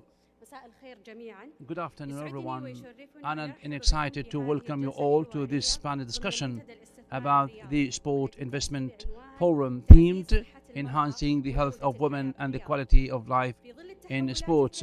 Given the big transformation showcased by the sports sector in the Kingdom of Saudi Arabia, the health of women and empowerment through the physical education has been one of the key pillars to achieve the targets and vision 2030 of the Kingdom of Saudi Arabia, not just on the physical fitness, but also as a key pillar for the quality of life and enhancing the psychological and mental health, building a more dynamic society with the different dynamics coming into play. Health is not an option, but it is a must-have requirement and demand. When we talk about the health of women, it means we are not just talking about one person, we're talking about the future community and family. Today, sport is not just a physical practice or exercise, it has been always a tool for empowerment and to enhance the quality of our life. In this one discussion, we will discuss why sport is very important, and also we will talk about how education can be translated into practice and how we can create a real impact that is sustainable for the health of women, and how is it possible for us for knowledge and community awareness and the practical awareness investment to be able to create a fully integrated ecosystem for the health of women and quality of life. Honored and excited today to be moderating this panel discussion, and I have elite speakers. Nuf Al-Mar'awi, the head of the Saudi Federation, Arab Federation for Yoga. She is such a great expert in yoga. She trained more than 10,000 trainees in Saudi Arabia, promoting the culture of welfare, enabling women in the Kingdom of Saudi Arabia and the Arab world as well. In 2004, she established the first academy of yoga in Saudi Arabia, and she is considered a leading woman in the yoga sport. Welcome on board. Thank you. We have Dr. Naif Al-Rashidi, Assistant Professor of Physiotherapy in Al-Majma'a University. He is such a great professor, and he has a lot of scientific research contributions. Dr. Naif, welcome on board. Thank you so much for the invitation. We also have Ms. Shada. She is the Executive Officer for Operations in the Jam Sport Company. She is one of the great leaders in the physical and fitness sector in the Kingdom of Saudi Arabia. She plays such a great role in developing women clubs, enabling and capacity building and expanding the base of practitioners in the Kingdom of Saudi Arabia. Mrs. Shada, thank you. Welcome. We have also Professor Muhammad Al-Ahmadi, Professor of Physical Physiology in Taiba University. He has wide research contributions in physical education. He is the first Saudi and Arab professional professor. Dr. Al-Ahmadi, welcome. Thank you so much, Dr. Sarah. And also, I would like to welcome everyone. I'm honored and excited to be on board with you. Well, it will be so much insightful because it has to do with the health of women. And I would like to express my appreciation. I would like to ask, I have a question for you first. How did this really help? I mean, the Federation of Yoga helped to enhance the health of women in the Kingdom of Saudi Arabia. First, hello everyone. Thank you so much for this great organization. Yoga is there in the Kingdom of Saudi Arabia more than 20 years and practiced by women more than men. In the Kingdom of Saudi Arabia, we can say that women practice yoga more than men, contributed more to enhancing. It is a simple one, practice, of course, easily with the self-control, with the physical control and physical balance, widely practiced among women more than 20 years, as I've said. That is why it has a wide distribution, and that is why we see the impact of women, impact of women health. It has like different levels, but again, it has such a great impact on the welfare and the improvement of quality of life. And this has been approved by the research studies. Yoga exercise and practice helps to enhance temper and temperament, and also the nervous system performance, reducing anxiety, whether they are healthy or unhealthy or have some kind of disorders, mental disorders or health disorders. Again, research studies talk about the importance of yoga to enhance the quality of life and health of women, even like they may have like breast cancer or other diseases. So it is widely common for this reason or other reasons as well. Thank you so much. Dr. Naif, what are the most important gaps when it comes to the physical practice or activity? This is a very important question. First, I believe everyone is aware of the fact that, but this is just a kind of reminder that physical activity is any activity produced by the body.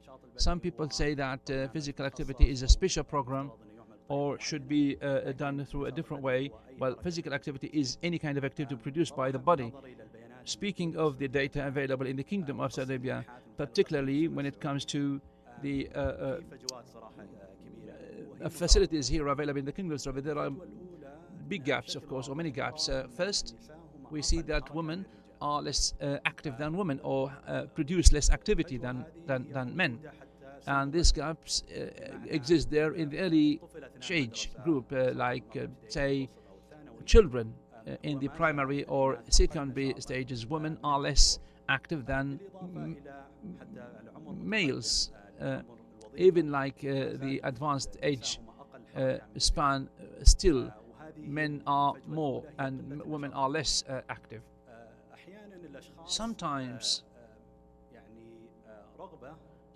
individuals, they have their own desire. I would like to walk around and I'll be active. But again, the environment could be a hindrance, a challenge. Like, for example, Riyadh is a unique environment, but if we look to other cities in the Kingdom of Saudi Arabia, we still need programs that enhance environment per se, like when pathways are there or sidewalks or trunks can help people to walk, can be more helpful than somewhere else. Also the work environment, some work environment also helps individuals to move around. So these are the gaps, which is the lack of physical activity, men and women in comparison, and also the work environment or the environment itself, environment. Thank you so much, Dr. Naif.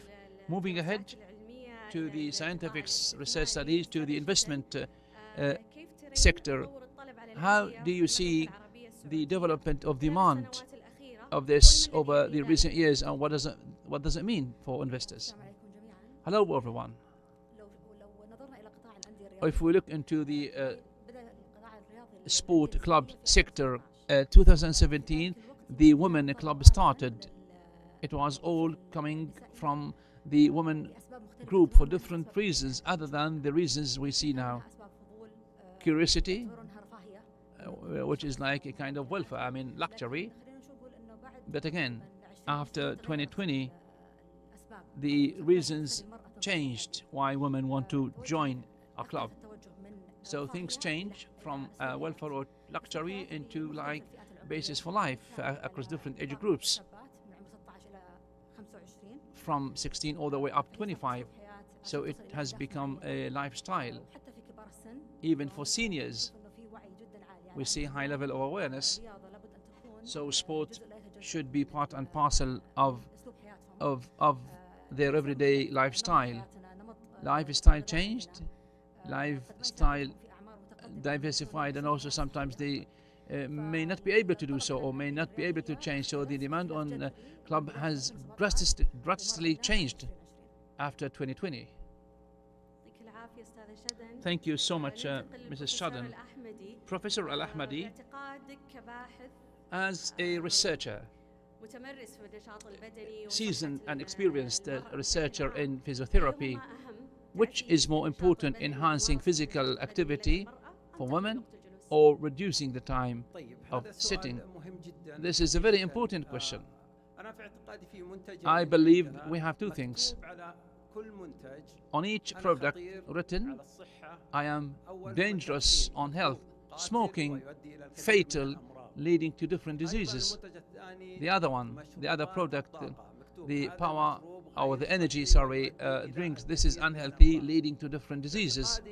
I still believe that the physical stagnation or inertia, if written the same, that physical inertia leads to different diseases, early fatality or early mortality, obesity diseases like more than 40-50 diseases related to the lack of physical exercise. So what is inertia? It means, or sluggishness, it means that you don't practice the minimum level of sports, which is 30 minutes per day.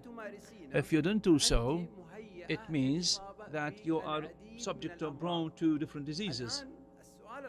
The real question is now, for the inertia, physical inertia, if you don't do so, for example, for about 30 or 60 minutes, what about the remaining day, the rest of the day? I have, for example, 16 hours. If I spend 16 hours sitting, whether in office or university or a conference or a forum like this, would it be okay for 30 minutes to take the healthy benefits? Science states, which is shocking really, no matter how much training, physical training or exercise or practices in 30 seconds or 60 minutes do not remove any negative impacts on the body. If we sit like 8 to 10 hours, so sitting for about 8 to 10 hours would be very dangerous, leading to up to 40 or 50 diseases, whether you do so or not, whether you practice sports. So we have two messages. First, we have to enhance the physical activity, and the other one is that we need to reduce the number of hours while sitting. So we have to practice sports, and we have to reduce the sitting time. You're right. There are scientific pieces of advice. For the first time ever, this happens. Always scientific recommendations go to the physical practitioners. 40 years focus on the practice of physical activity. As of 2016, the American Association for Diabetes, then 2020, the World Health Organization and the guidelines, international guidelines, included special recommendations for sitting. Two things. First, you don't need to sit for a long time, and they did identify time. Maximum is 8 hours per day, linked to the diseases. Two, we have to reduce the number of hours sitting, so the maximum is to be there sitting like 30 minutes. After that, you have to walk around or do some workout or practice or exercise or whatever it be for 3 minutes. So each 30 minutes of sitting, you have to do 3-minute exercise or practice. Each 30 minutes, you have to move around for about 3 minutes. Thank you. Thank you. Thank you so much. This is a very important piece of information, a piece of advice. We'll put this into practice. Miss Noof, as a yoga trainer, how do you link the mental health to the physical activity? Well, mental health is linked to the physical activity based on, of course, the relationship is mutual. The problem in the mental health is that when it is reduced or when it goes down or under pressure, like this reduces, of course, the appetite or the passion to do more physical exercises, and this, of course, per se is a problem because we feel anxiety and uneasiness, discomfort, also little depression, if not grave, for example, would reduce like lack of desire, lack of passion. We don't feel self-motivated to move around. But again, the physical activity which is regular, which is sustainable, would enhance mental health. Also the brain chemicals, the temperament, the quality of life, controlling our reactions because of pressure, also controlling our senses and emotions. All important. But again, it is mutual relationship. That is why we have to have different triggers, different motivations, leading us to do more physical exercise. Speaking of the yoga training, yoga per se is one of the best practices when it comes to mental health and welfare, which is the best, or which is one of the most important pillars of quality of life. When we speak about yoga as an exercise for welfare and it just likes to breathe, to reflect, it's just time to relax. Also, you have to do more and more, and where we need like more training, very much like other sports such as gymnasium. But I'm speaking here about the level of the community level, and the level where everyone can be engaged, whether seniors, housewives, and others professionals, while they practice physical activity for the sake of health. Yoga is an efficient tool where we can practice almost everywhere, even while on a journey, like while hiking, for instance, in addition or along with other activities. Because we need to breathe at the end of the yoga and the self-control, this helps a lot, the mental health. So when you practice in group and you enhance your sense of belonging and you feel more motivated, this would be much helpful and great. One more question, please. As an expert or a yoga expert for women, how much you give them as a piece of advice for their mental health? Well, mostly, majority of people, it should be 3 times per week. If someone is practicing like something else, this could be done like 3 times a week, because it has like some balance, kinetic activity exercises, so it helps to recover and enhance performance as well. Thank you so much. So I'm asking about how frequent to practice sports, and what are the proper and appropriate techniques that should be applied with the advancement of technology. In the past, we relied on surveys. However, in reality, it has its merits and demerits. So one of the limitations, one of the things that can give us the good impressions about the physical activity of a person for the smart watches, one of the key technologies that can be leveraged to know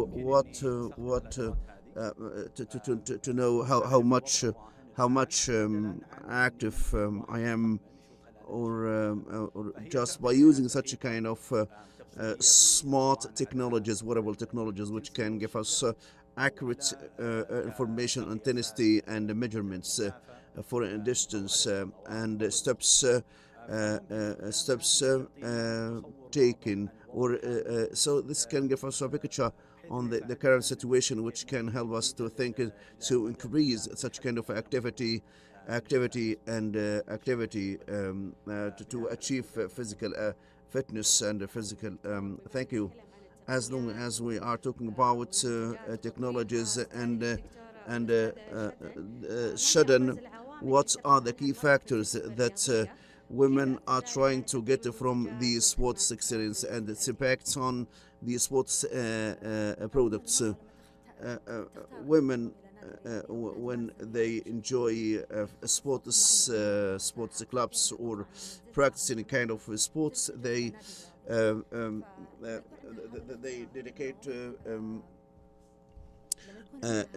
dedicate some time for integrated and holistic experience. Right now, specifically speaking, women seek after privacy and uniqueness and high resilience, high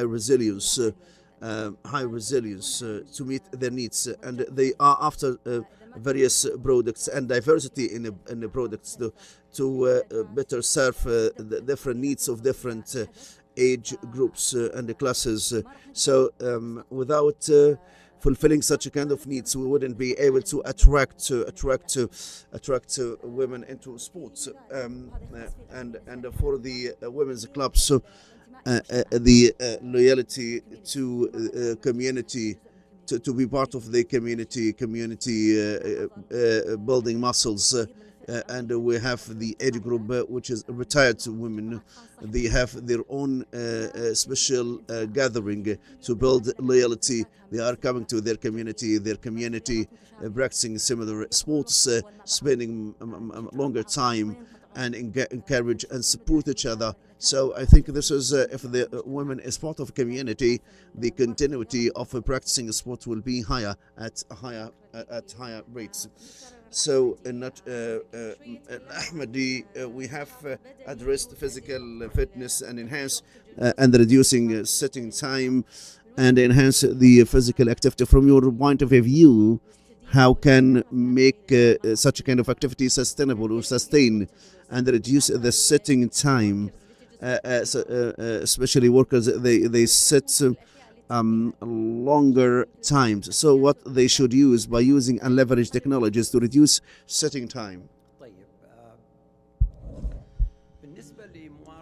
In the relation of physical activity, we all the importance of physical activity. The question is why we shun away from practicing the exercising sports. That this is justified by the lack of time or the short of time. So we have what we call exercise snack,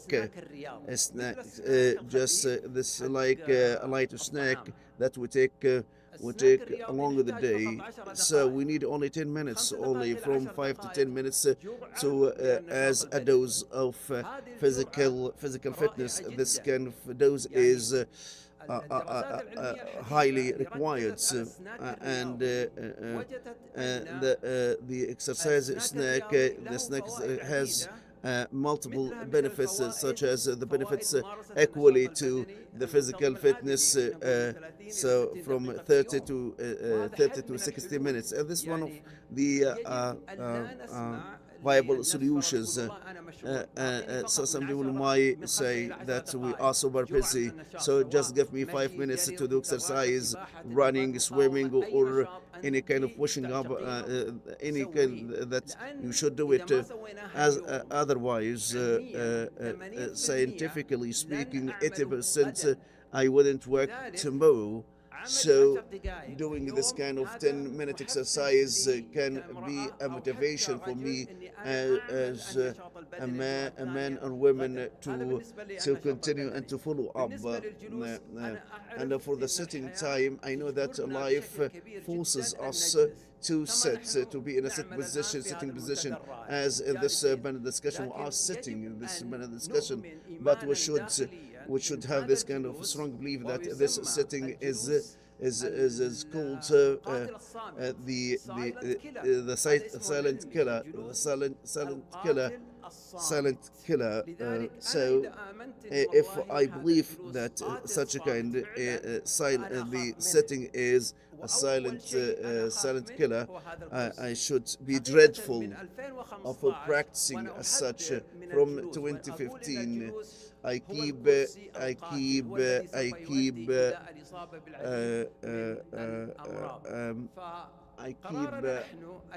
warning that not to sit for a long time.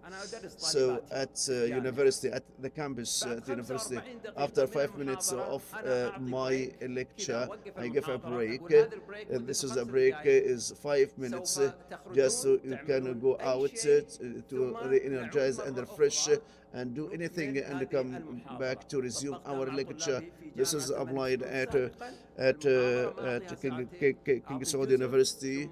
Just we have a break for refreshment and then energizing. The decision is your decision, and it's your decisions. It's your decision how to reduce the number of hours of sitting. Thank you, Professor Al Ahmadi, for such kind of precious pieces of advice. As Mr. Ahmadi gave us hits how to build sustainability. Mr. Noof, how can we build sustainability in yoga and physical fitness for women? Sustainability relies on a number of factors. It's hard to measure sustainability with the number of participations and achievements, or even the number of sports facilities. And I think sustainability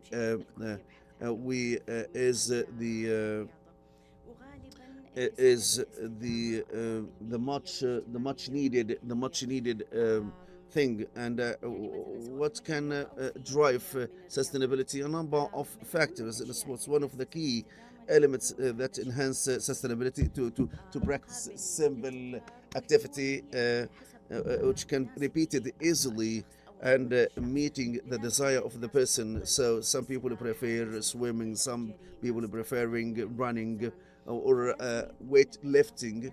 So it should be perfectly fit our physical activity. So we shouldn't enforce any specific or impose any specific activity on our children, and the family support and social support and the accessibility to sports facilities. And I'm not talking about professionals or competitive sports. I'm talking about community sports. What about the housewives, elderly people with disabilities, and those who practice people not only for professionalism but for the welfare and health. So sustainability is debatable, but it has a lot of factors or elements, and the physical aspect is very important. Social, family, environmental support. Among other things, there is a desperate need for building sustainability and to ensure the sustainability. So moving from yoga to scientific recommendations, Dr. Naif, how can we translate the scientific recommendations into smaller actions? From WHO, there is a scientific recommendation for the average average intensity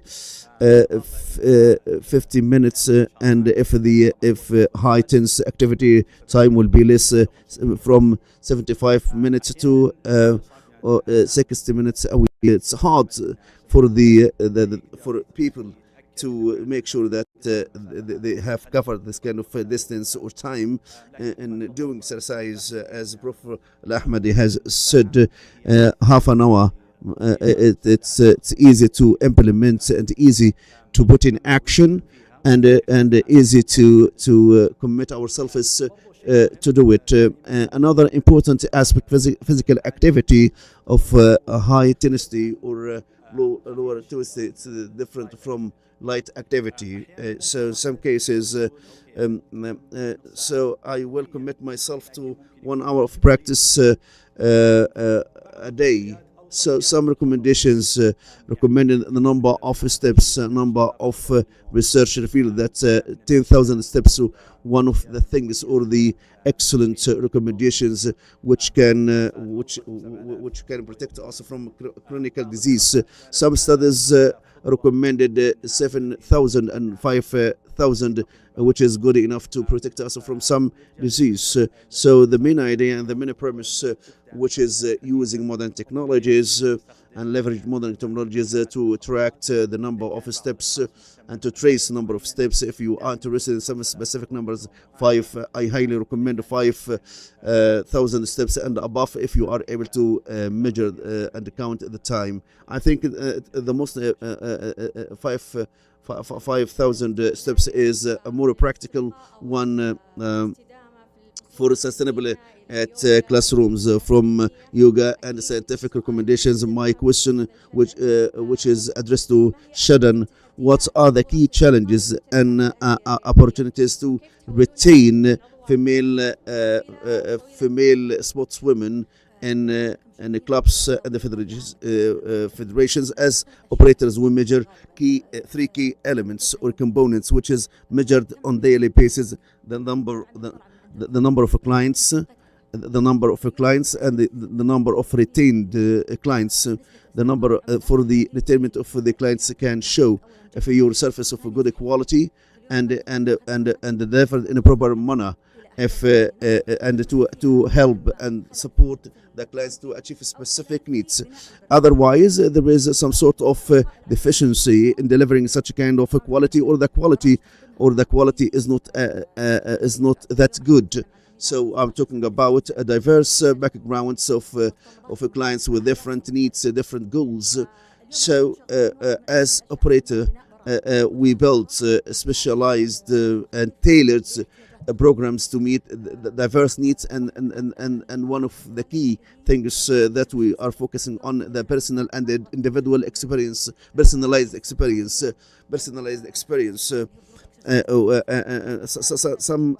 Some women wouldn't prefer to be part of the group exercise, so we have this kind of personalized exercise by using more innovative games or other surfaces. So I keep saying that the clients, we retain our clients by providing good and excellent surfaces, high quality surfaces, and fulfilling their needs. This is good for the retaining our clients in our clubs.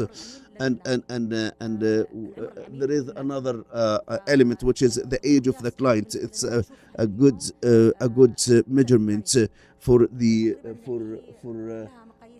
we have international benchmarks which can reach 6.5 months. Shadan, do you measure the retaining of clients, one of the key elements that you measure? But I can subscribe for 1 year. So have you taken as such into consideration? Yes, one of the reports, sleepers. We have the sleepers, which elements wouldn't appear or show up once a month. We need to attract the clients to come to practice and exercise from 2 to 3 times a week. So we need integrated infrastructure and equipment and digital. We have integrated and holistic services at home subscription, and to have the access to data and information, and supporting services such as physiotherapy, food and beverage. Such services can help what we do as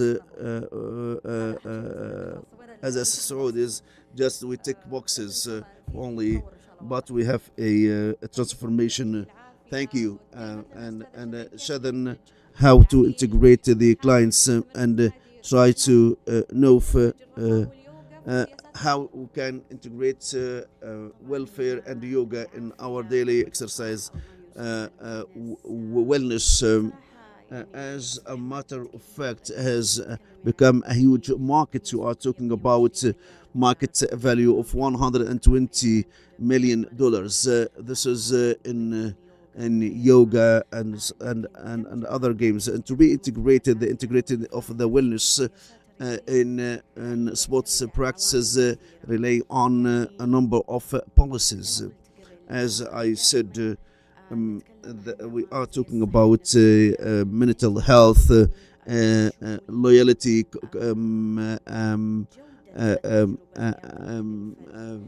inclusiveness. I'm talking about the quality. I'm not talking about adding programs, but the awareness, being fully aware of the basics, the the sports mental health has become an emerging sector, using concepts with the professional sportsmen and sports people. The wellness and the quality of life should we have more education and awareness and to be integrated in the sports policies. And when we talk about the mental health, it's not the concept from the academic perspective, but the experience of the sports people, and elite or professional or amateur or beginners or even individuals practicing the community sports or the available sports, as long as the experience itself and the environment of practice such a kind of sports and the accessibility and the equity impacts the on motivation and the quality of the experience. Loyalty, as highlighted, Shadan, the communities, sports communities. It's very important and enhance the concept of oneness and the inclusive sports experience. We are not addressing some specific classes of professionalism or competitive sports, but the other segments of society practicing sports sustainability. As mentioned before, such a kind of factors can determine and identify to what extent introducing inclusiveness concepts in sports practice, and this is in turn will increase the number of practitioners and spread the culture of sports through such a kind of compelling concepts of wellness. So thank you. Need how to retain women in sports club. As a scientist, what are the modern issues which can hinder women joining the sports club and to be retained in the sports club? For the prevalence the prevalence of laziness activity, which is opposite to the physical fitness. The latest statistics from WHO in 2020 stated that 32% of women wouldn't practice the thresholds of physical activity. And right now it's about 85%. So our girls at the age of by the end of primary to high school, 85% wouldn't practice the minimal level of physical activity. In 2021, one of the studies published on a huge number of women reach about 72% of the physical laziness in activity or physical activity. It's a huge percentage of women who wouldn't practice the minimum level. So we have a bigger issue to face, and despite being fully sophisticated and advanced in the sports boulevards and women's clubs.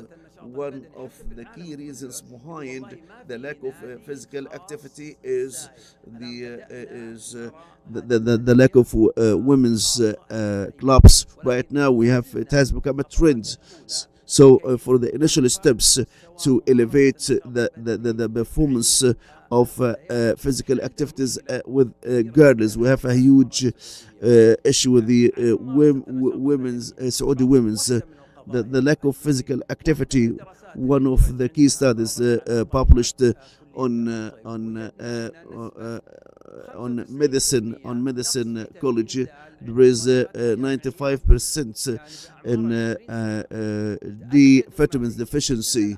So at the 40 and 50 of this such kind of deficiency, can lead to the bone fragility. So we cannot say that we can build strong bones. So what has been lost is lost. This is the end of the story, especially for the bone health Those who practice physical activities at 40 and 50 to retain and to maintain what is left of the bones health. So practicing sports has become a must, such as the rituals. So we should perform such kind of physical activity on a regular basis. People, women might be concerned about doing pushing up because of the muscle building, pushing up. And weightlifting, one of the key activities for women, especially the women after 40 or 50. It's very important for the girls at a very early stage, because it wouldn't build the muscles, but it would make the muscle stronger and make it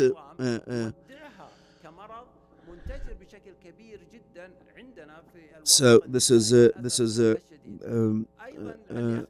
I would like to conclude as a shocking information. We measure muscle mass for our girls at university stage. This is give with the how to grip with your hand. The average is 20 kilograms, but if we compare to the grip less than 80 and 70 in Europe. So the grip is less than a women in Europe at of 70 and 80. So we are facing real issues regarding physical activity at the international at the entire community, especially women. Thank you. This is a very shocking numbers. So what are the best and optimal solutions which can support the women wellness and health? So there is always a solution to start today. This is the best solution. First of all, for family and parents, they are in charge of bringing their children and kids at home. We should have a screen time, limit the screen time.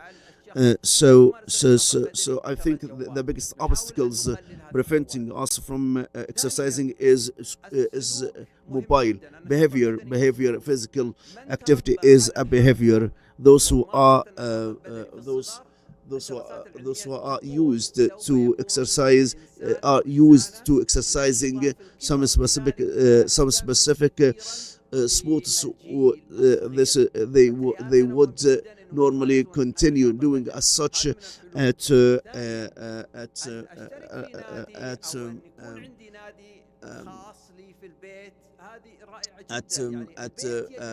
later on their life. So the house or the home with the family and the parents should practice such a kind of physical activity in groups. So we should have this kind of family support, and if we practice, we should practice as a family, going to the boulevards and the parks and practice such kind of sports in groups as a family. So this is for the movement and doing this kind of physical activity. So we should act as a one unit in this kind of physical activity for setting. It's a very equally critical issue.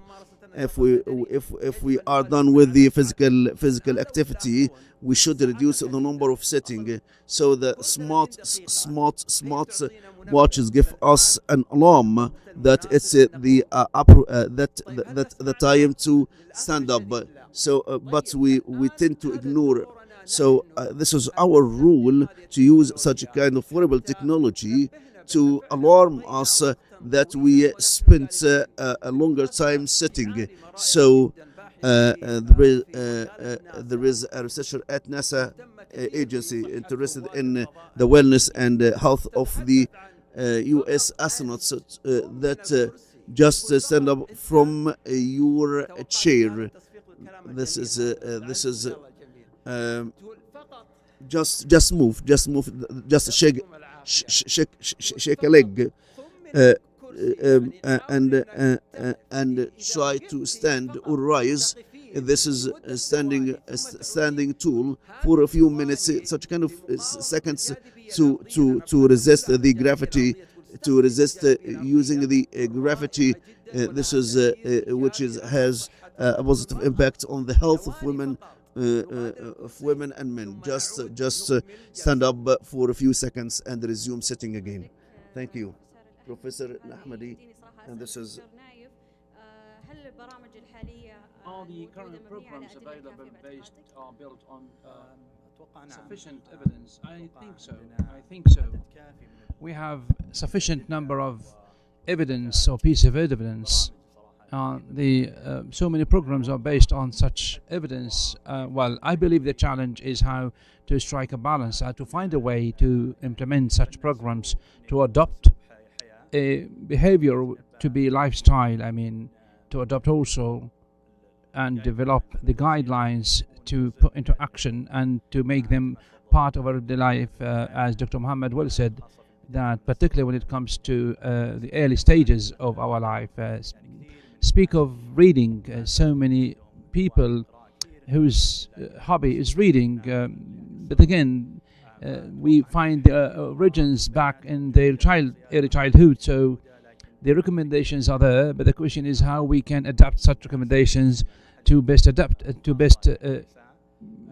suit our everyday lives and put into action every day. Dr. Naif, thank you so much. Mrs. Shadden, same applies when it comes to the physical education, physical activity.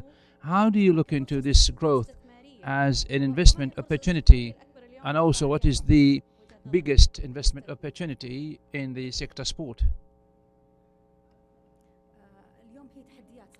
Well, we face challenges, but such challenges can be translated into opportunities. Well, it is not mature enough, I mean, the sector to provide opportunities, particularly for women.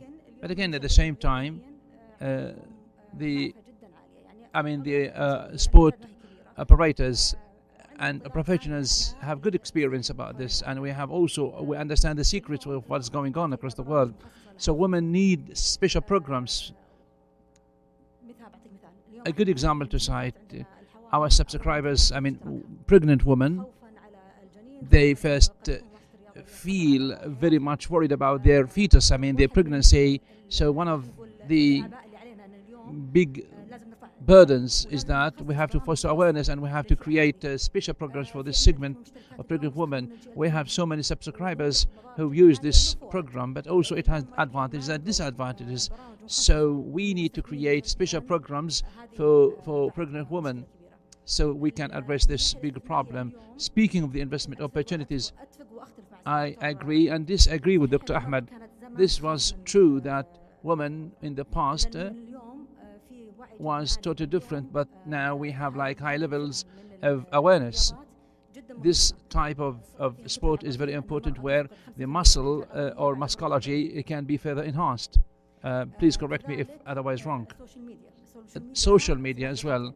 It is a two-way or two-edged sword. Yes, it takes us along on the seats. Well, again, at the same time, it enhances, for children, for example, ability to know more about, keep updated, speaking of celebrities or other figures, because it's a lifestyle, they understand what's going on across the world. Even a little child, for example, 16 years old, she needs to be part of the community and to be part of sport. Also, from 16 to 30 age groups, girls lift weights. As of 2017, the iron part was very limited. Now it is expanded all the way up to 400 square meters. Same weight, for example, it has become now heavier, up to 60 kilos in the evening events. And this is based on what? On the social media impact, whether positive or negative. Speaking of the investment opportunity, this kind of awareness, it has two dimensions. One that is public awareness. As of 2020, and of course the trend toward the quality for life, particularly when it comes to the government entities, and also the community is being aware and updated because of this mobile. We can see almost everything around. So this kind of a geographic expansion makes us able to understand what's going across the different cities, whether minor or major cities. We receive daily demands. What is it that they need? Like clubs, for example, in Arar city, Al Qunfuda, for example. So Al Qunfuda, we have now their clubs. When we went there, we discover talented female students or females. So they develop themselves to be trainers. These are great success stories. So it is very important for us to be available there and here. So much improvement has been there for the mental health and for the health itself, physical health. Time is running fast, and it is very interesting, to be honest. I would like to ask one piece of advice from each, as for us women, when we pass time without paying attention to this. One implementable piece of advice for the physical sport activities. Mrs. No, please. Well, a piece of advice for 1 year for women: choose one community sport activity or exercise and practice this like 3 times per week. Include it like in your daily or in your routine every year. I mean, here we're speaking about socially, physically, mentally, or otherwise expressed. Please. Little movement, much better than nothing. It is a habit that can grow and can be cascaded, gradually. Even so, movement is good, albeit little. Thank you, Mrs. Shadan.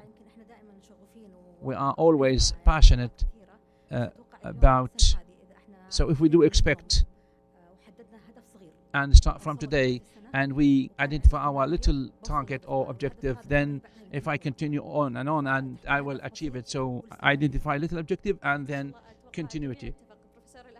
Professor Ahmadi. My final message: please focus more and more. If you adopt it, this would be great. The American Society for Heart Health talks about 7 factors for human health in general. 7 ones. 1, quit smoking. Quit smoking, all types of forms of smoking. 1. 2, exercise, physical exercise, 30 minutes. Don't push it away like up to 2 days, maximum 2 days. Then next, we have to take the dose again. 3, we need to follow a good, healthy diet. Number 4, we need to maintain a good, ideal weight. Number 5, good blood pressure, that is ideal. The blood sugar as well, ideally. And one more thing, the blood ideal cholesterol or fats. If I apply these 7 factors, then I will enjoy good health, not just like physical activity or good diet, nor sleep. It is a triangle of health: activity, diet, and sleep, 8 hours per day. Thank you. Professor Ahmadi, I think at the end of this panel discussion, conclusion of this panel discussion, so the health of women is not individual one, it is a community-based, everyone's. Thank you so much, Mr. Nof, Dr. Rashidi, Shadan, Professor Muhammad Al-Ahmadi, for your great contribution, for your great time. Thank you so much. Your attention is highly appreciated.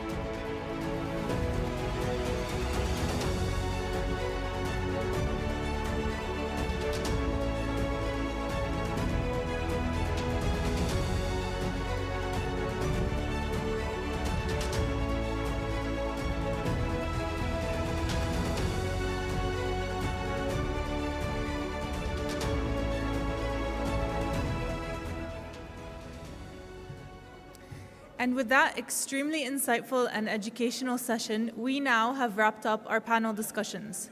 We ask that you stay for a short while as we will be having 2 memorandums of agreement signing shortly.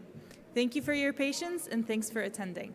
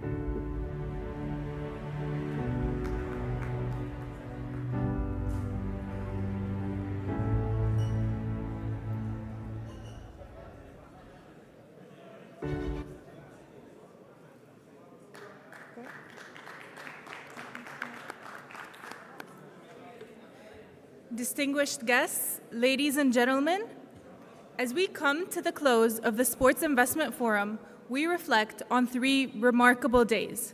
3 days that cover a span of various aspects, from global investment to innovation and technology to the conversations on female empowerment we had today, as well as the various agreements that were created through this platform. This forum has developed a clear message. Sport in the kingdom is no longer just a game. It is a catalyst for economic growth, social progress, and global connection. As we look ahead, we do so with excitement, ambition, and with shared purpose. This is only the beginning.